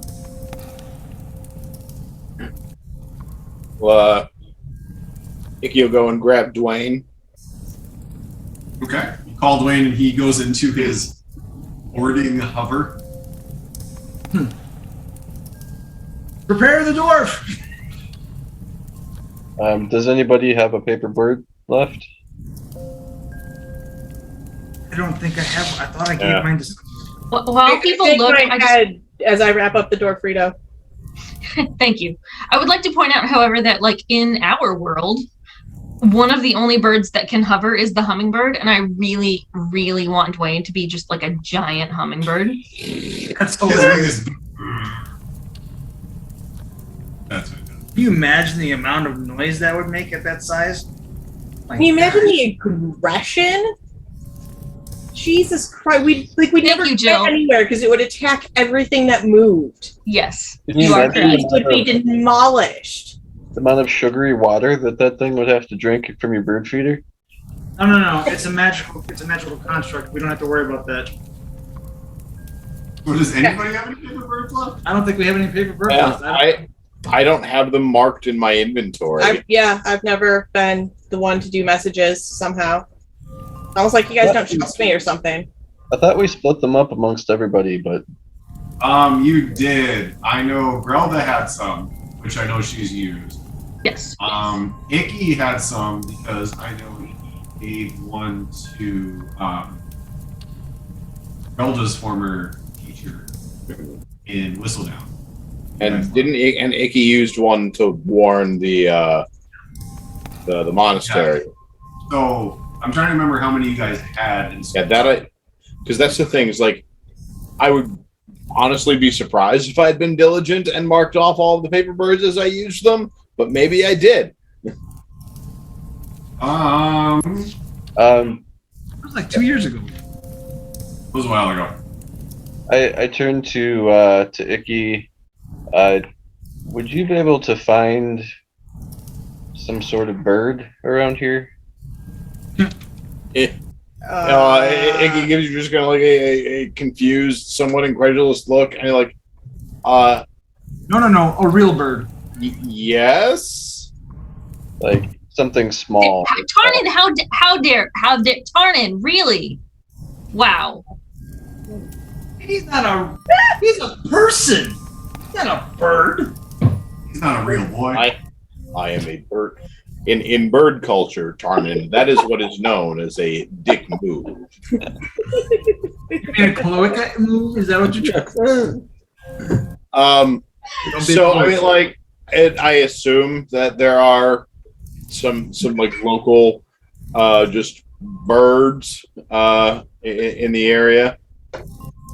There are falcons and other birds in the general mountain area, yes. Oh, I will try to not echo. I will try to attract a bird with my flute. Well, we're getting the echoes back. Shit, I do have a paper bird. The echo's back. Yeah. My bad. At least while Sunichi was talking, it was back. Yeah. Grelda can do beast sense to find a nearby bird, as well as being able to do speak with animals to talk to said bird. That might be better than me trying to play my flute, but I think I might try to play my flute for it anyway. Since we need a bird. You know, maybe the two of us combined. You have to have an animal close to you to be able to do it. Which is the whole, like, I need a small bird, like a songbird or a bat. A bat isn't a bird, but that would work too. Within 30 feet of me, and then I could cast Animal Messenger. I do have a paper bird. How bad would you feel? How bad would you feel if you did that to one of those birds and then it flew like 3 feet and then burst into flames? Would it be a performance or a nature check for me to play my flute to contact birds? Tarnin has a thing. I do have a paper bird. If anyone wants to go ahead and use it, here, Geisen. Here you go. How many do you have? One. Just one? Yeah, I give him the paper bird I have. So if we only have one left, do we want to use it for this, or do we want to use Animal Messenger? Animal Messenger it'll only go 50 miles a day, so I don't know if that's going to be even faster than us or not. Probably not. I mean, Oh, we're faster than that. You got like 150 miles a day, right? Yeah, something like that. And how does that compare to like a flood? So the Animal Messenger goes 50 miles in a 24-hour period, and the duration of the spell is 24 hours, and it says if the messenger does not reach its destination before the spell ends, the message is lost. So it has a max range of 50 miles. Oh. That's a strange way of, like, why doesn't it just say 50-mile max instead of... Just to mess with you, so we would actually sit here and argue about it? Your target beast travels for the duration of the spell, covering 50 miles per 24 hours for a flying messenger, or 25 miles for other animals. So you can go a max of 50 miles, or you can find yourself a squirrel and it'll go 25. And roughly how far is Sandpoint? 200. Okay. My speak with animals would allow me to potentially persuade a beast to perform a small favor for me, but I do kind of feel like 200 miles is not a small favor. Or the lack of being able to communicate anything in common when they get there. Like, be a small-ish problem. I mean, it would be funny as hell to see a bear show up and try to explain Fenton. I'm trying to save your life. Remind me, what are we communicating with Fenton? Are we telling him his life is in danger, or are we just telling him we're going to chat with him? My intent is to tell him that a hit has been put out on him by the Red Wizards with a 2-week period of time, within a 2-week period of time, starting yesterday, and we're on our way, because we get 50 words, we're on our way to try to get information from him about the Red Wizards. Who are they? How do they know him? Where can we find them? And if he knows your uncle, so that we can, if he knows if he happens to know where your uncle is, maybe we can kind of intervene on both sides, make sure that your uncle's okay and that Fenton is okay. That's my intent. Do you have other thoughts? Ideas? I'm just wondering if Fenton might run when he gets the message. Because we could just, I don't know if you happen to know his location, we could just drop in if he trusts you. What do you mean we can just drop in?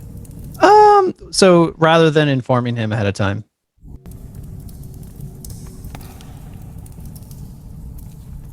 My thought is if we give him more time, he can get the information, or at least have the opportunity to gather information that we're asking for in return for us telling him. So, to the point of all this, we've already established that Dwayne is faster than a paper bird, right? Does animal messenger? I was just looking that up now. Actually, how fast is a paper bird? Dwayne is faster than a paper bird, speed-wise, but Dwayne has a maximum per day travel more than me. Bird just goes. Everybody knows. I believe it is the paper bird. I think it, what is it? Dwayne. It's like Dwayne is like 50% faster than a paper bird, but Dwayne has to stop after a certain amount of This travel. feels like one of those math problems, like one of those word problems. If there's a Your cousin Throckmorton has 22 watermelons. Yes. Oh, fucking Throckmorton. Oh my god, yes. Oh my god. Bringing back the old in jokes. Okay, so I will say, at one point y'all used a paper bird to find Grelda in a marketplace, and you were able to keep pace with it. So the paper bird is definitely not fast. Like it is. Maybe it will make up some time overnight while Dwayne needs to rest. The bird has a speed of 60, is what it would be. It is 11 feet per second. And 60 seconds. Oh, that's pretty fast. A speed of 60. That's you dashing. So you'd be able to follow it. I would just like your speed to be able to follow it for a certain amount of time until you get that. I am very fast. It's true. Just over a short distance. Yeah, it's so short. Yeah, absolutely. Words are way- May I request a short break? Yeah, like shit. I stayed up. All right. While we, My list. I think we can continue. Yeah, she's just wrapped up in a carpet anyway. Yeah, Tammy. Grelda is a dwarf currently. Torpedo. So I'm not, if there's anything that I think that she will need to or want to put her input on, stop you. But so you are Dwayne's doing the hummingbird hover. As everybody is getting ready to board, and that's where we pretty much. Where we go? Just heading right to Sandpoint. Yeah. There was the you guys were figuring out paper bird, standpoint. What do you want Yeah, to do you want to try sending the paper bird, or do we just want to head right off to Sandpoint now? We might as well just head off. We're low on paper birds. did we figure out how much sooner the paper bird would arrive? Oh right, we were making the DM mad. Alright. So. No, 144 miles, 2 days. It was 2.5 days. It was 300 miles because it took you 2.5 days. All right. To get there, because there were 2 nights rest on the road. So the paper day is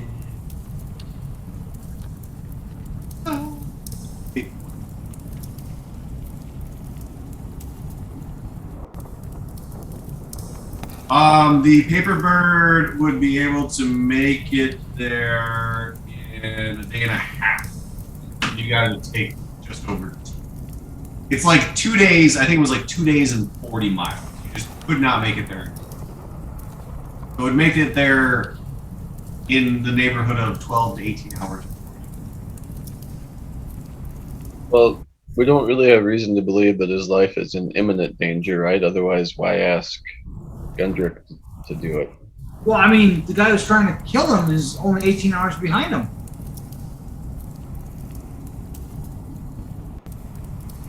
Or there already, and it doesn't really matter. No, Gendrick's right here with us. Oh.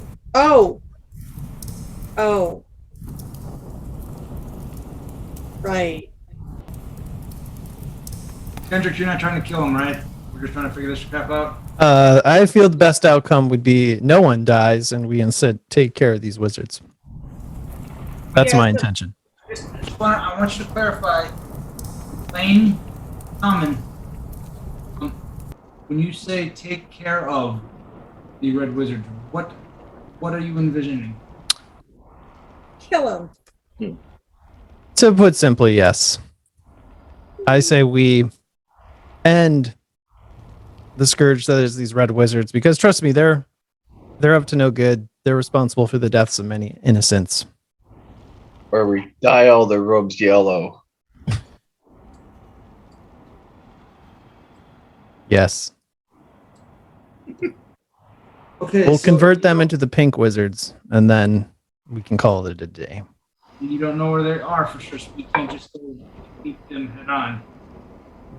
Have you seen these wizards? Would you call their robes stylish? I don't believe I've seen them directly. The only interactions I've had is particularly with agents under their employ.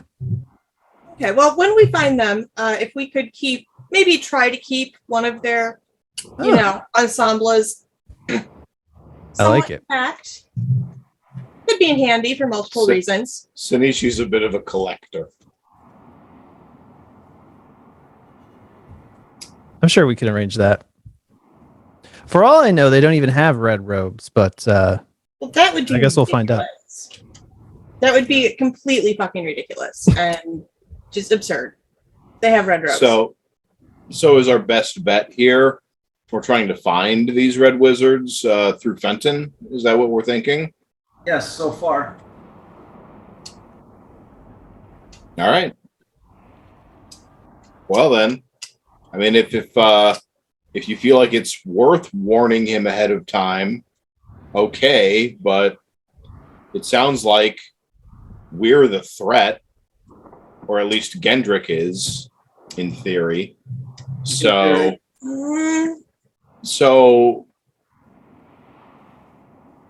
yeah, why let's just. I mean, I am a little interested in testing the paper bird theory. Oh, my. But Let's screw it. Guys, just send it. You have it. Fine. I write it. In detailed. Precise. 50 words or less. I use exactly 49. All right. The wordsmith the hell out of it. And it's written in. Perfect. And I send it. All right. After we're outside of the cavern, on the bird, on Dwayne, then I will send it. Outside, we're away from it. All right. Okay. So you are sitting. Everybody's sitting on Dwayne. You press it against Geison's back so you can really get it written correctly. Hold it in your hand. Say Fenton. It folds up, lifts off, begins to fly, and then immediately.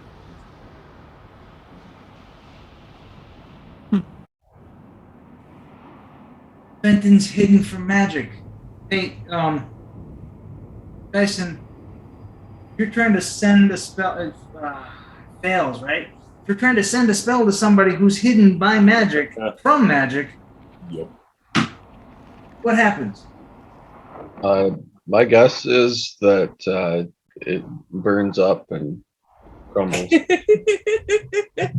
Would it look a lot like that? I mean, you want to see it again? And a small hand-sized version of it go a lot like that. I can't say that I've ever dealt with paper birds before, but for this group. Well, now we know. And knowing is half the battle.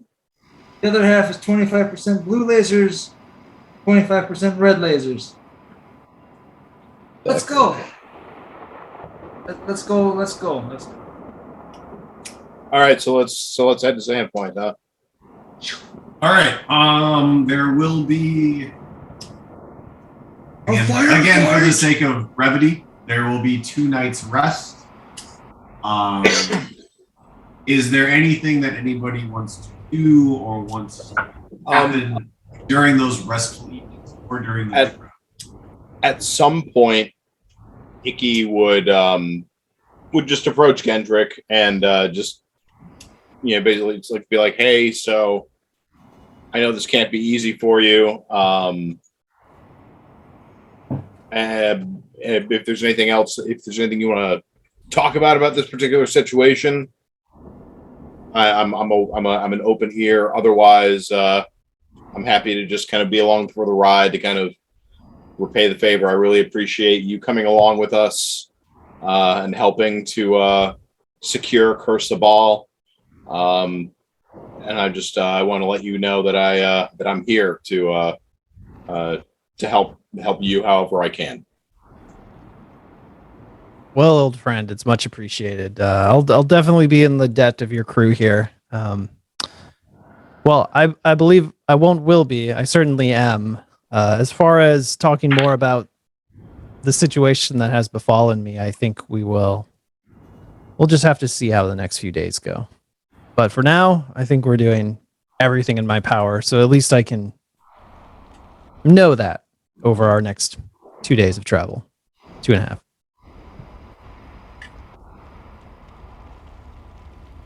You're here.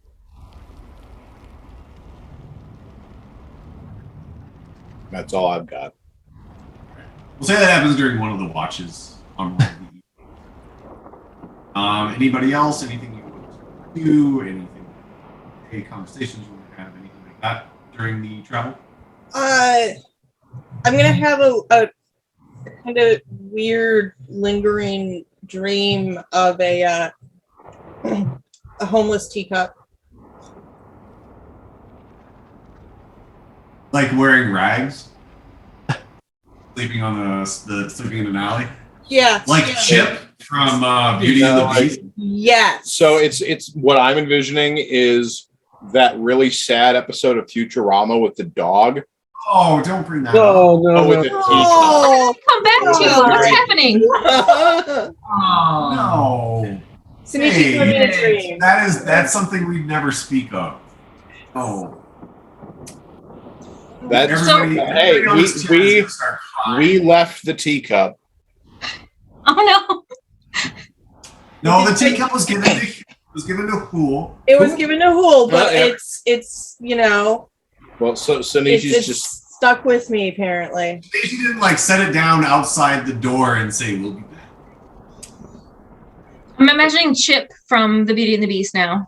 That's what I said. Yep. Yes, 'cause Okay.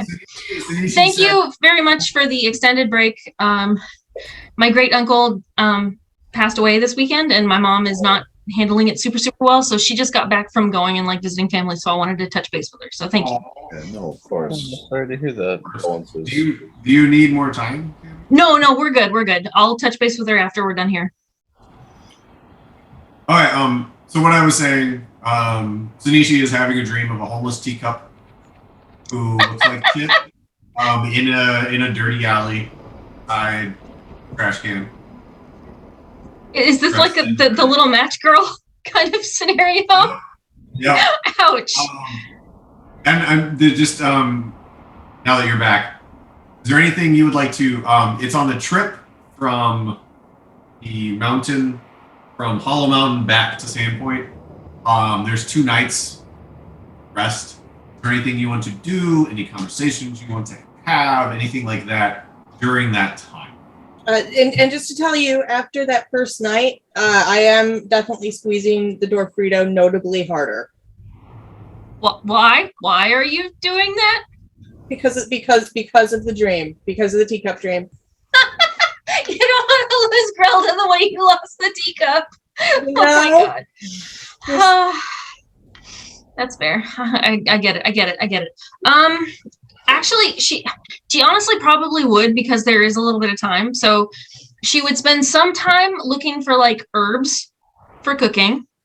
Oh, yeah, I would say like during the 2 nights watch, you could look close around the camp. And then did she ever share watch with Tarnin? You could. Probably. Probably. So let's assume we're, around maybe a fire. I don't know, but we're like. Yeah, I would say like everybody else is sleeping, and you alternate watches throughout the night so everybody can get their long rest. And you would pair up however you saw fit. So there'd be one evening where you and Tarnin were like watching around the fire, just keeping an eye out.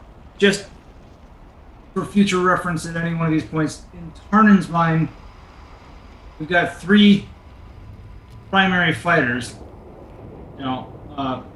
Sinichi, and Icky and Grelda.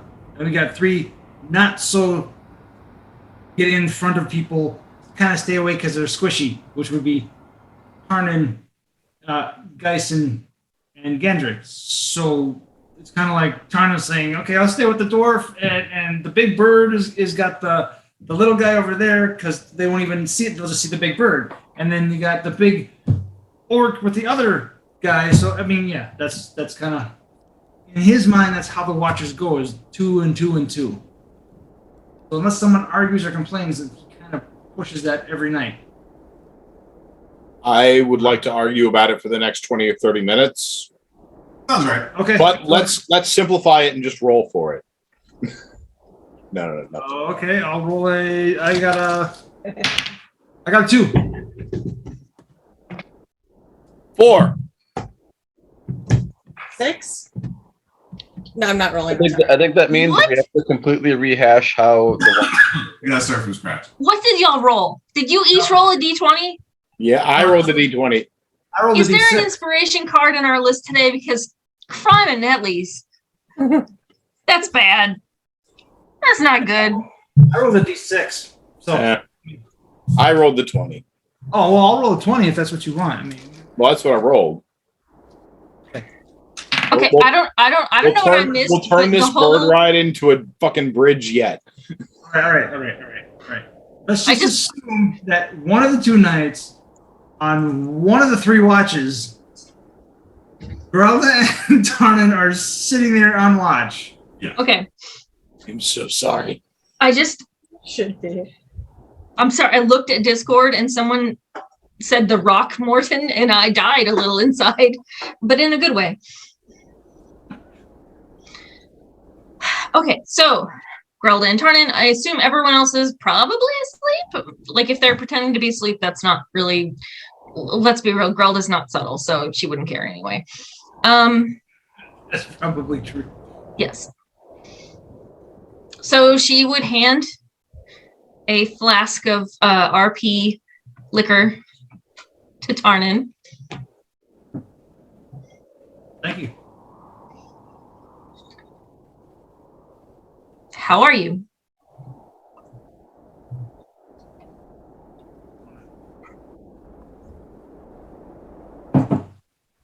That's a difficult question for me to answer at the moment.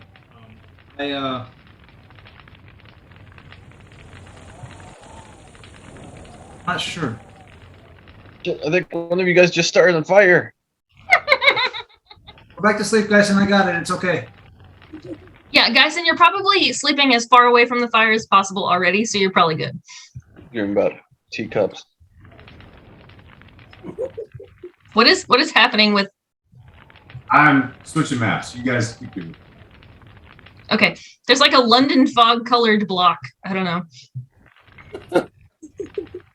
It's a very specific color. I'm sorry, y'all. Pay no attention to the fog behind the curtain. Go back to RP. For the longest time, I saw nothing but ending the Ascended. At that time, he had a name. It wasn't the Ascended.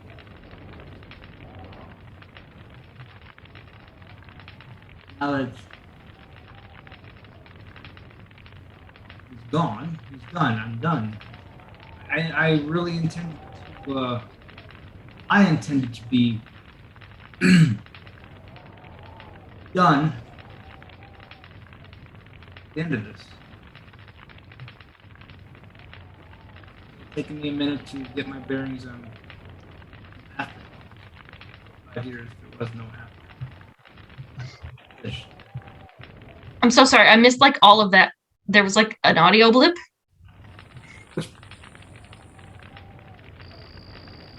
So he starts with, I don't know. There's, for over 5 years, there's been nothing but down the Ascended. There was a man at one point that wasn't the Ascended, and he was just a rival for reasons. And I wanted him gone because he killed my fiance. or caused my fiance's death, or he lots of details. But the goal was to end him, and then I was going to be done. There was nothing after that. I was sure that I would be dead, and I would go and join her wherever she is. Is that what you want? She is not, by the way, brandishing Sasha as though she will like behead you if you say yes. Just in case you're worried, that is not what's happening. And now I want Grelta to brandish Sanishi. I also wish to brandish Sanishi.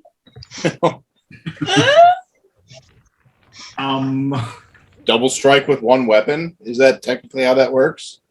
Sure, yeah. And then Sanishi gets multiple weapon strikes. I see zero problem with it, really. It's an improvised weapon, Sean? Is that what Pretty much. I don't know if you could lift. Fair enough. Hey, I don't. But I'm still trying to figure out what it is I do want. I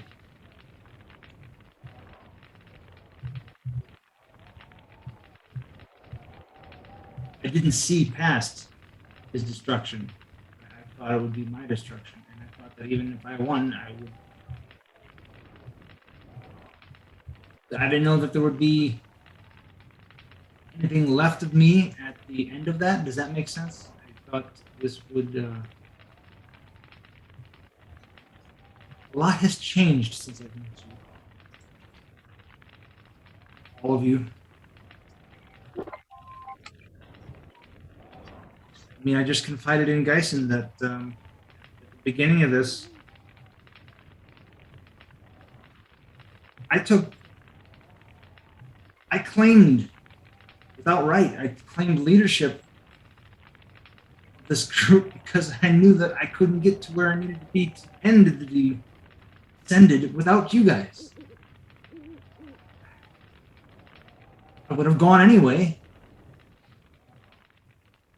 I don't think I would have won. And somewhere along the way, it stopped being about what I needed, what I wanted, and it started being about you guys. And I want now to be more in the light than I was before. I don't know that I can ever be the light, whatever that really is. But I know I can't go back to being in the shadow or being the shadow. Does that make sense? The Dwarven have a phrase, and I'm going to pretend that I can speak Dwarvish here and say the thing, and then I'm going to say what the translation would have been. It's you cannot be good or bad. You can only do good things or bad things.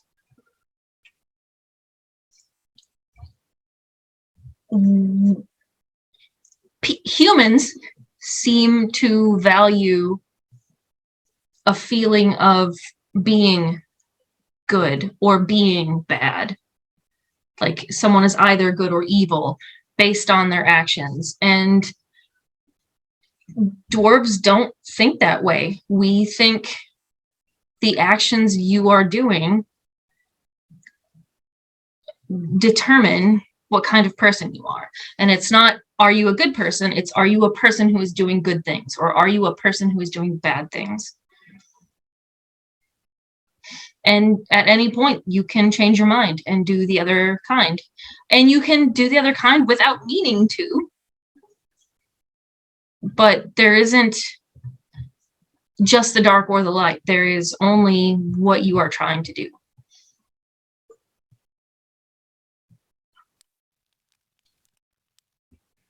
You remember back in Magnamar when you left us? I do. Why did you leave? Sorry, what did you say? I'm sorry. Why did you leave?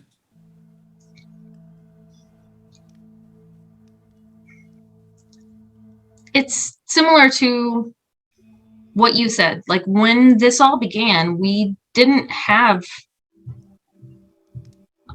a full group. It was simply we are banding together to solve the problem with the and here she like whispers just in case Sanishi is listening, goblins. But she says it really loud. So like clearly if Sanishi was listening, she could hear it.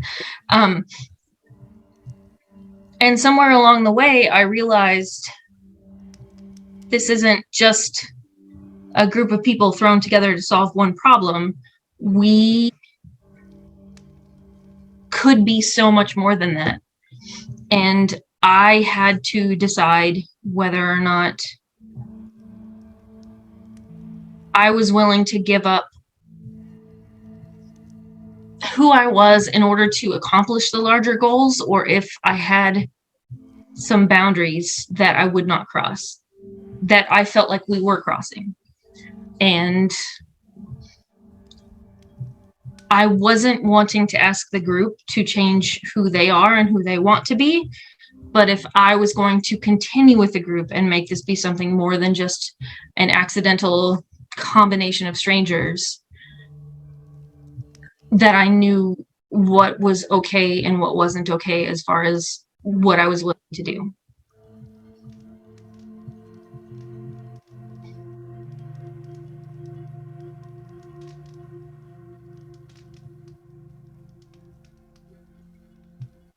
That's not why I thought you left.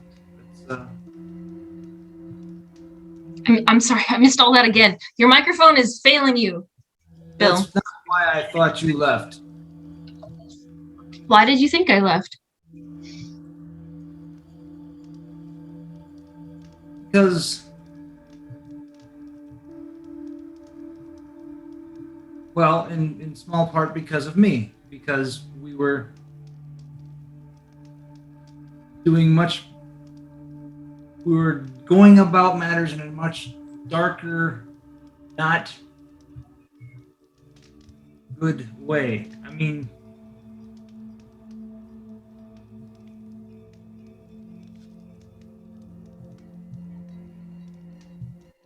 maybe I don't know what I mean anymore. Things have changed so much these last couple of months. Can you believe it's been a few months? It seems like years. Ah, sorry.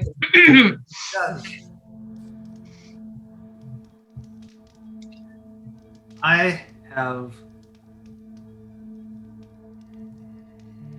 don't even recognize who I am compared to when I first laid eyes on all of you. I am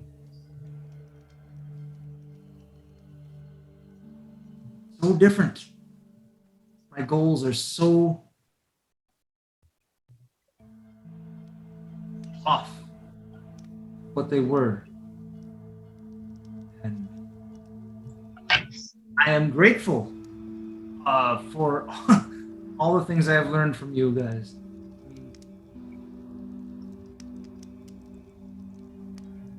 I took you guys in my mind to my own ends, to use you to get to where I needed to be to end what at that time what I thought was just another man who had done something wrong to someone I cared about, and maybe along the way I'll find power enough to prevent people I care about from being harmed and hurt. I mean, amongst all our adventures, the biggest shame I have that I can admit to you right now is I was sorely tempted to take that 1/7 of Erissia just so I could have a place where people could be safe under my rule. But you didn't. Yeah, but I might have. We all might have. Anyone could have, for any number of good or selfish reasons. But all that really matters. It's not what you think or like what you consider or even what you're tempted to do. What matters is what you do and how that impacts the people around you.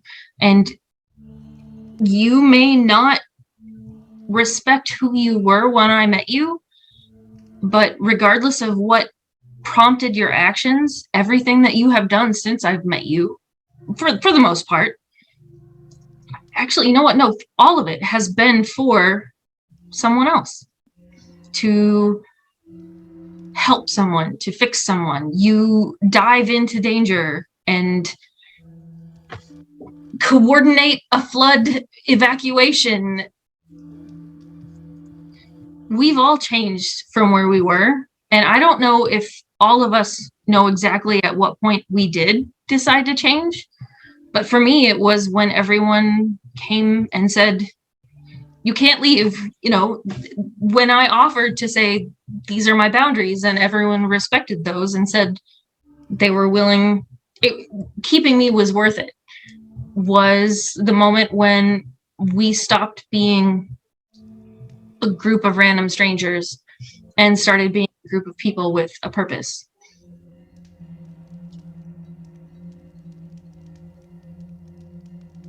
Icky was lost, and to see him so happy, his feathers all floofed out. Geisen almost never spoke, and now he jokes and like plays pranks and is more relaxed with us. Sanishi used to want nothing more than to murder a goblin, and now she's writing really hilarious songs. Yes. Even Gendrick has been here for such a short time, but he was willing to share with us the contents of that letter. That was a choice to be vulnerable that he didn't have to take. And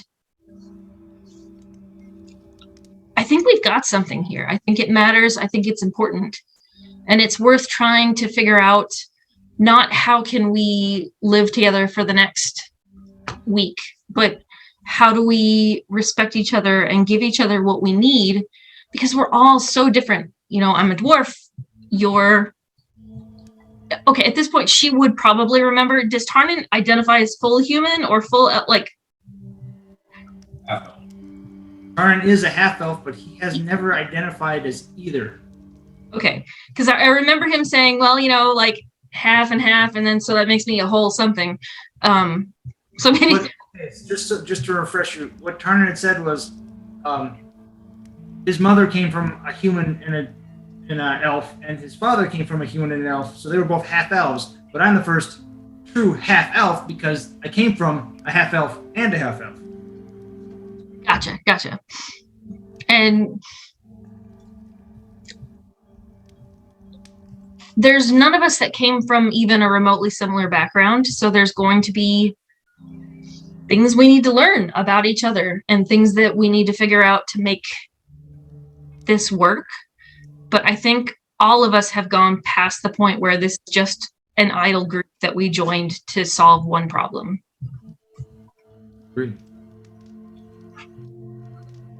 I agree.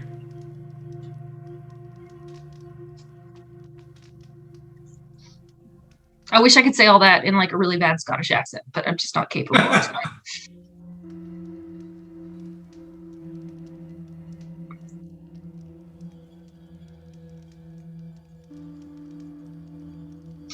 And after a very long pause where like Tarnan says nothing and there's like sort of a comfortable silence maybe that falls, she says, I'm really sorry I keep beheading everyone you want to talk to.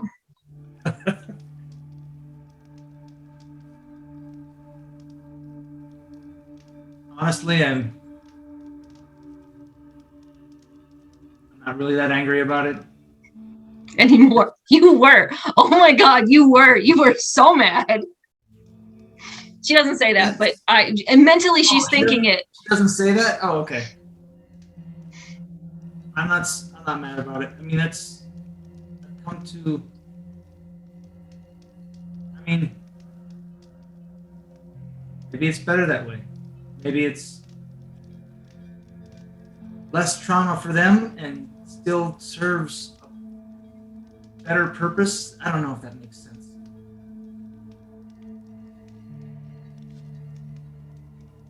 Maybe it doesn't. Maybe it does. Who knows?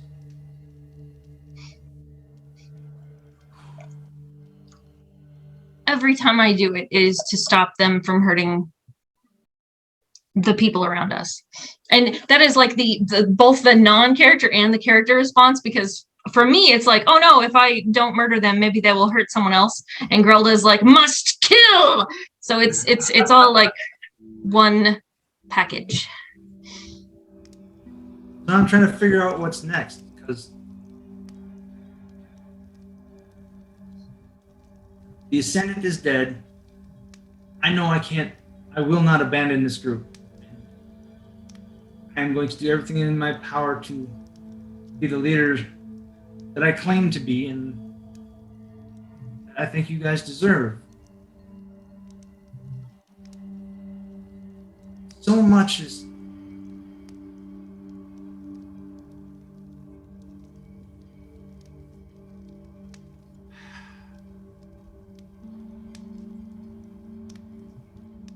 there are things I want to say to you, and I don't know if now is the right time. Of course, I don't know what the right time looks like anymore.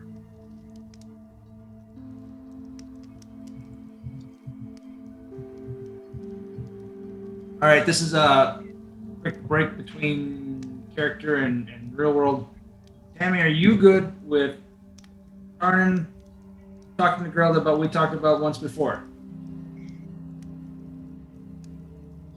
I think let's hold off. Okay. Well, then he holds off.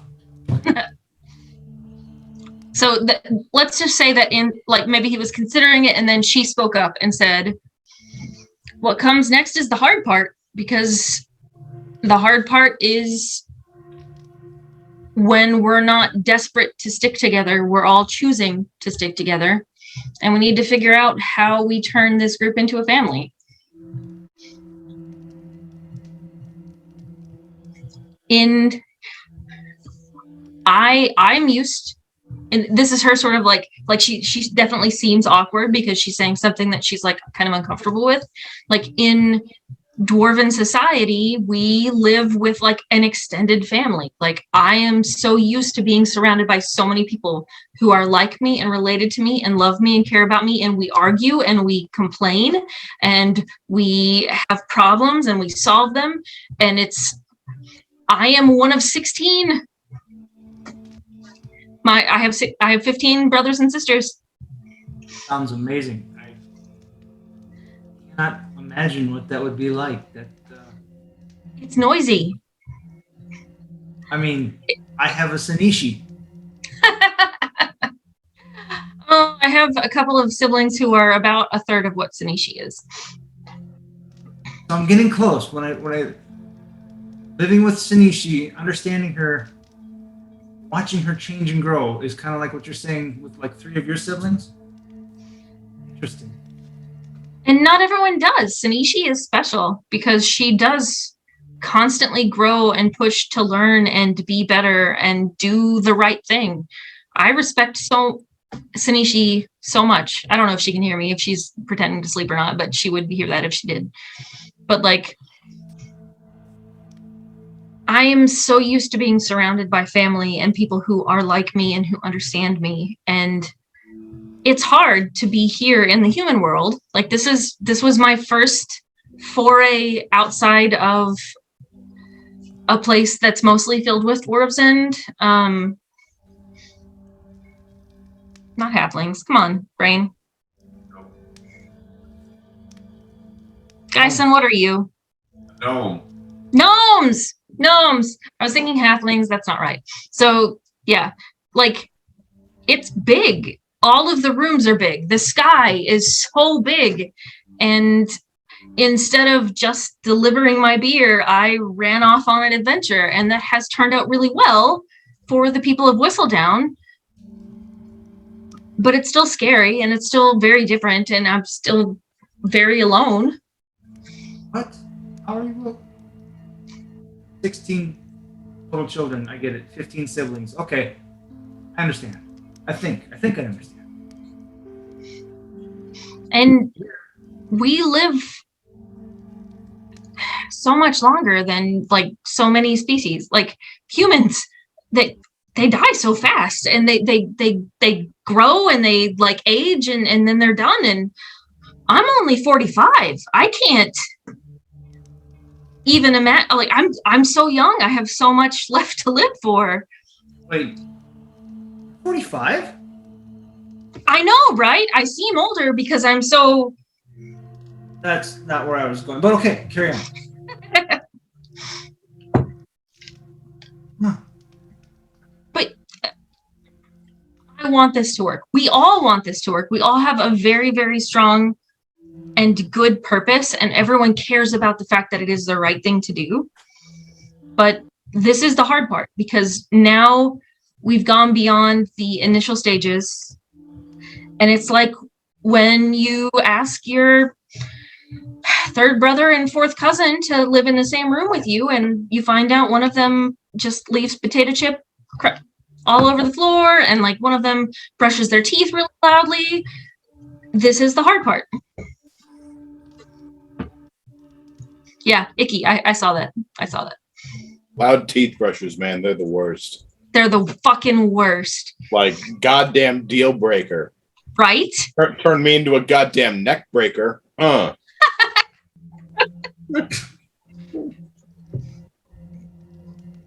don't know. I've come to actually.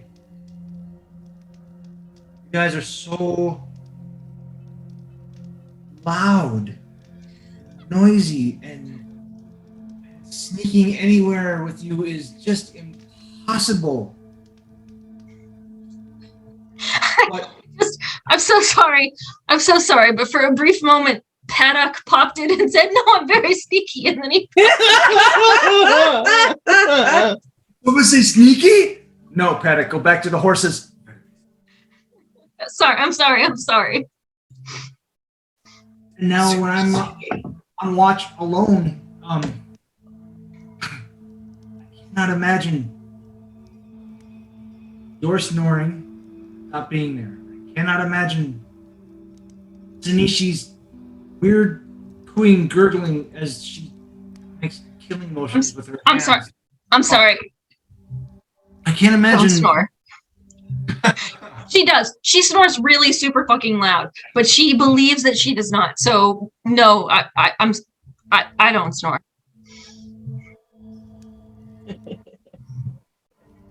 Moving right along. Zanishi's weird cooing noises she makes while she's making these weird gestures like she's snapping something's neck. I also believe that Sanishi would snore with the cartoon like honk shoe. Yeah. Oh, absolutely. Oh yeah. Gendrick, I'm still getting used to. Because he sleeps, but his thing clicks and squeaks. But whatever. I mean, there's this cacophony of sounds. Oh, and when Icky is finally sleeping deep and resting, I mean, before he had these little twitches like something was still eating at him, which I think I understand now that I've seen his home. Actually, quite a beautiful place. But anyway,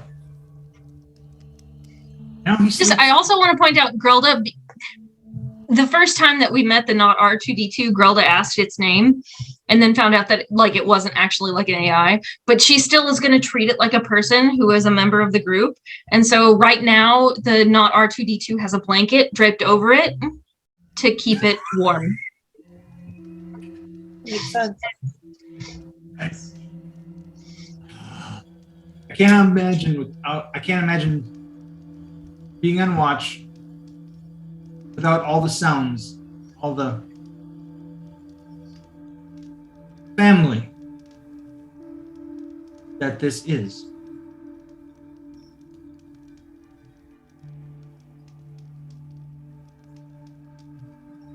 Now I'm rushing this family headlong into danger again. I know it's the right thing. I know we're doing the right thing, but I feel wrong bringing my family into danger.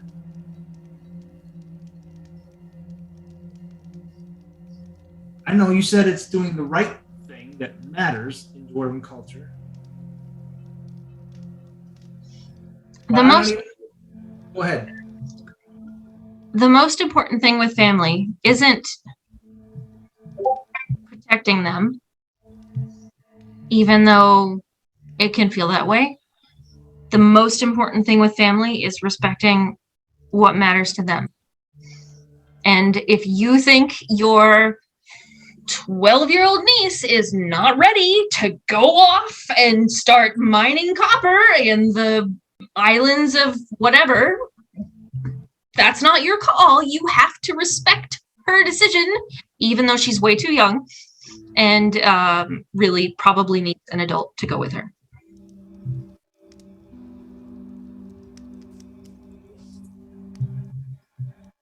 What I mean to say is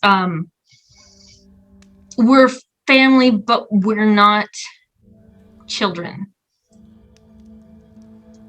We are all capable and See, I have a hard time with that last word just because Sanishi has become like the younger sister that somehow got to be bigger, stronger, and more overbearing. It's my job to help her and guide her, but at the same time, she could probably crush me. And I can't let her know that. I know. That's my younger sister too. I mean, at least two of them. Dude, oh. You have such a huge heart. I mean, how do you have such patience? I am the member of the group who rages regularly. Oh, That's so my secret, Cap. You're always angry? Is that what you're telling me? Yeah, I guess. Yes. Yeah, probably. Yeah, that's true. Yeah. I thought that was me. But If only you could feel this rage, you would be so empowered. I mean, don't feel this rage. It's probably bad, but do, because it feels great. I felt it for a moment, I think. When the Ascended died, and it wasn't at my hands.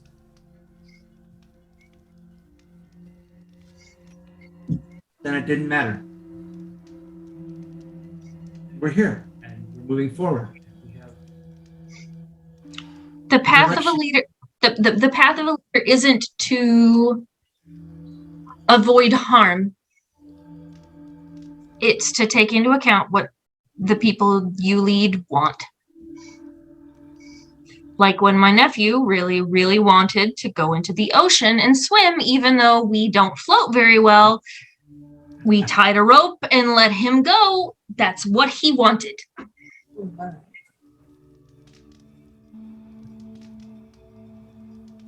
She's still drowned, but that's besides the point. We pulled him back. He's fine.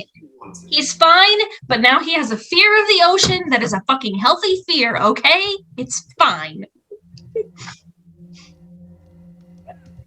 Are you afraid of the ocean as well? I mean, I know you don't like ships. Okay, look. I'm not afraid of anything. Just because I don't like ships, and I don't like birds, and I don't like heights, and I don't like depths, and I don't like water, doesn't mean I'm afraid of them. Makes That's sense. a fair point. Yeah. What? Oh, Icky. Oh, no. Sorry, like valid concern. She was referring to Dwayne at that time, but yeah. It's okay. I get it. Icky's asleep. Birds aren't people. Icky isn't a bird. He's a people. He is a people. He's a I people said bird. that earlier, and you gave me this look like I had said the worst thing in the world, but you understand what I mean, right? He is our people. He's not a bird. Right? That's He's not a songbird. He's a people bird. He's a bird man. You're not even wearing the thing. I'm sorry. Nate. Bird person. Bird person. Yeah. This conversation is a dick move. I'm sorry. I'm so sorry. It's fine. In bird culture. In bird culture. Yeah. Just to remind, because I know Sean's too nice to, 4:30 fast approaches. 2 minutes then. What? 4:30? What? Sean has Sean's to gonna get get up up early, so we're 4:30. gonna. Oh, okay. Yeah, I think are we basically done? Pretty close. I think we could squeeze another 20 minutes out of this. We probably could. However, it's two of us, and I think we hit all the notes we wanted to hit. Maybe. I want to hear more about Throckmorton being thrown out with a rope around him. Oh, Throckmorton, you should see him with his skateboards and his watermelons. He is so happy. Just keep him away from an X-ray. Yeah. Something's gonna get weird. Gendra, because again, like these are in jokes, and I want to tell people what's going on. So there was a spate of things in Tumblr that I saw where someone was talking about various math problems from when they were a child, where it was like, your cousin Throckmorton has 54 watermelons, or your cousin Throckmorton is riding his skateboard. And people are like, that is the weirdest name. Why does it keep popping up? And it turns out a Throckmorton is an X-ray of a penis, and you use the shadow of that X-ray to determine like which way it leans or something. I don't know. It was which is referred to as a positive or negative Throckmorton. Yes. Thank you. Yes. Interesting. Okay. Yes. So it is both a bad, like it's naughty, but it's also like a weird math problem thing. As though everyone has a cousin Throckmorton, and that's very common. Yeah. It's a very common thing to have. Anyway, sorry. Let's continue with our heartfelt chat, Tarnan. Now that Throckmorton's been discussed, covered, Established. measured. I don't think I remember where the hell we were. Oh, okay.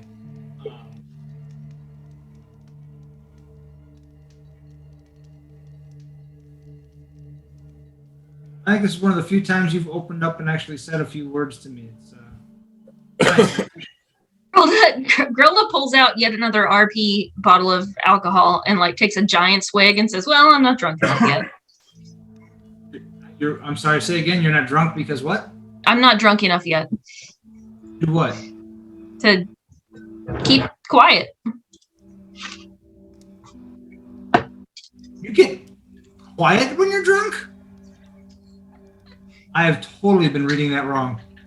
I do. I very much do get quiet when I'm drunk because, you know, it keeps me from snoring.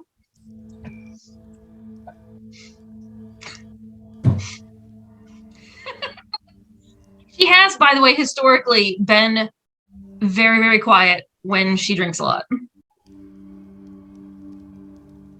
And you probably would remember that, I think. Maybe every once in a while we can just have a chat then, without you being drunk, because That would be nice. yeah. Do you... She takes another big drink. Do you speak Elvish? Like, do you miss anything about Elvish culture? Oh, I miss quite a bit about my mother's home. And cool tricks, magic. It was very conducive to me being a bit of a scamp and rascal and running around and learning different things. Never sat still long enough to learn the proper way. Let's say the Geisen way of doing magic. And when other things manifested, it seemed natural. I very much do miss my family. But I have family now. And maybe it was maybe my mother was taken for a reason. Maybe my father disappeared after her. Maybe my grandfather died while he was caring for me so that I could be here. I don't have all the answers to that, but I am happier and more complete with this group of family than I have been with the family I had a long time ago. That I cannot imagine not having memories and experiences that I have had with my family.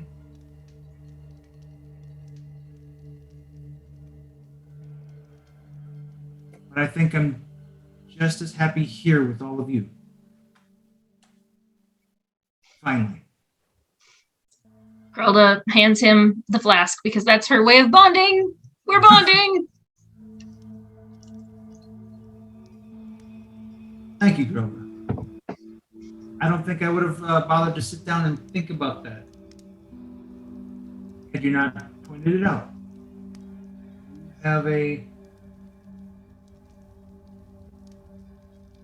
capacity to surprise me and make me look at things a little different, and I really appreciate it. The perspective is a lot different when you're shorter. Yeah. That's probably true.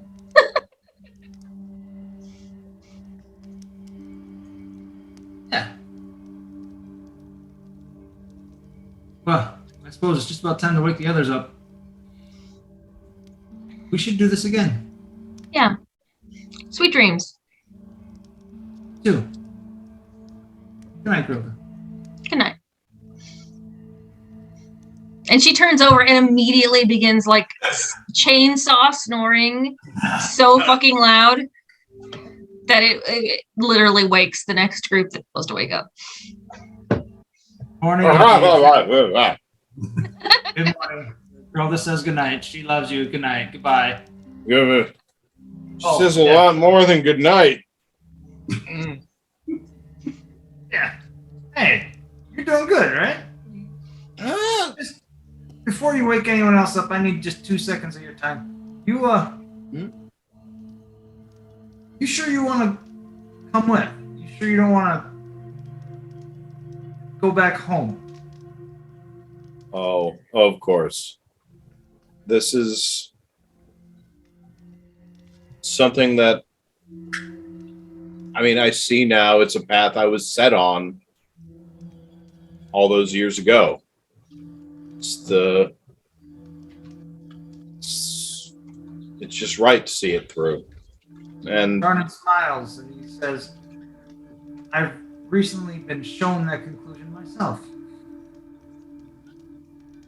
man, if I'm honest, as good as it feels to know that I can go back home and that it is home again, it's kind of weird just being there. You know, we've been on, like, I've been on the move for 5 years, and just the way that we've been on the move, it just didn't feel right.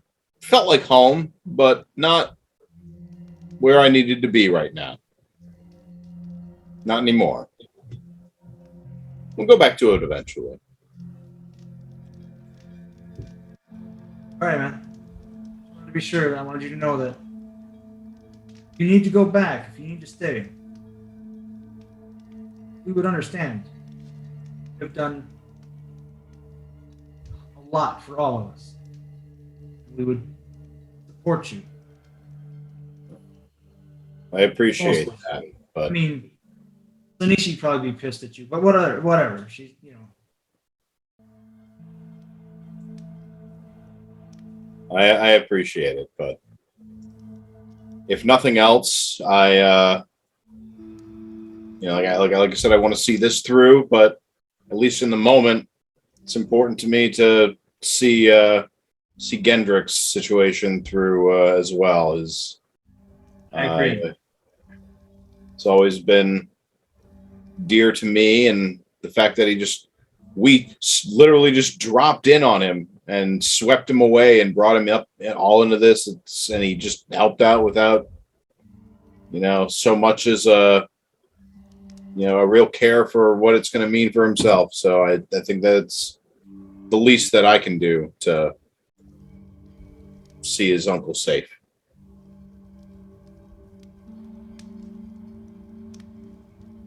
So, Curse of All will be there. And I'll be back someday, but lots to do before then. Yes. All right, brother. Get some sleep. No, wait. That's me. I sleep. Yeah. You sleep. I love so much that this entire very, very heartfelt and wonderful conversation happened with Sanishi honk shoeing and Grelda chainsawing in the background. I mean, we wouldn't have it any other way. You know why we never have any random encounters? Kind of points over at Grelda, and he points over at Sanishi. What the hell creature would come after that? You mock, but I grew up in Texas, I'm not mocking. That's true. And literally the thing in Texas, because I did roam like randomly, like wild throughout all sorts of woods, is you make as much noise as possible because the rattlesnakes don't actually want to engage you. So if you're making a lot of noise, the rattlesnakes will just like leave before you get there, and that's what happens. Bears are similar. All right. And turning finds his bedroll and goes to sleep.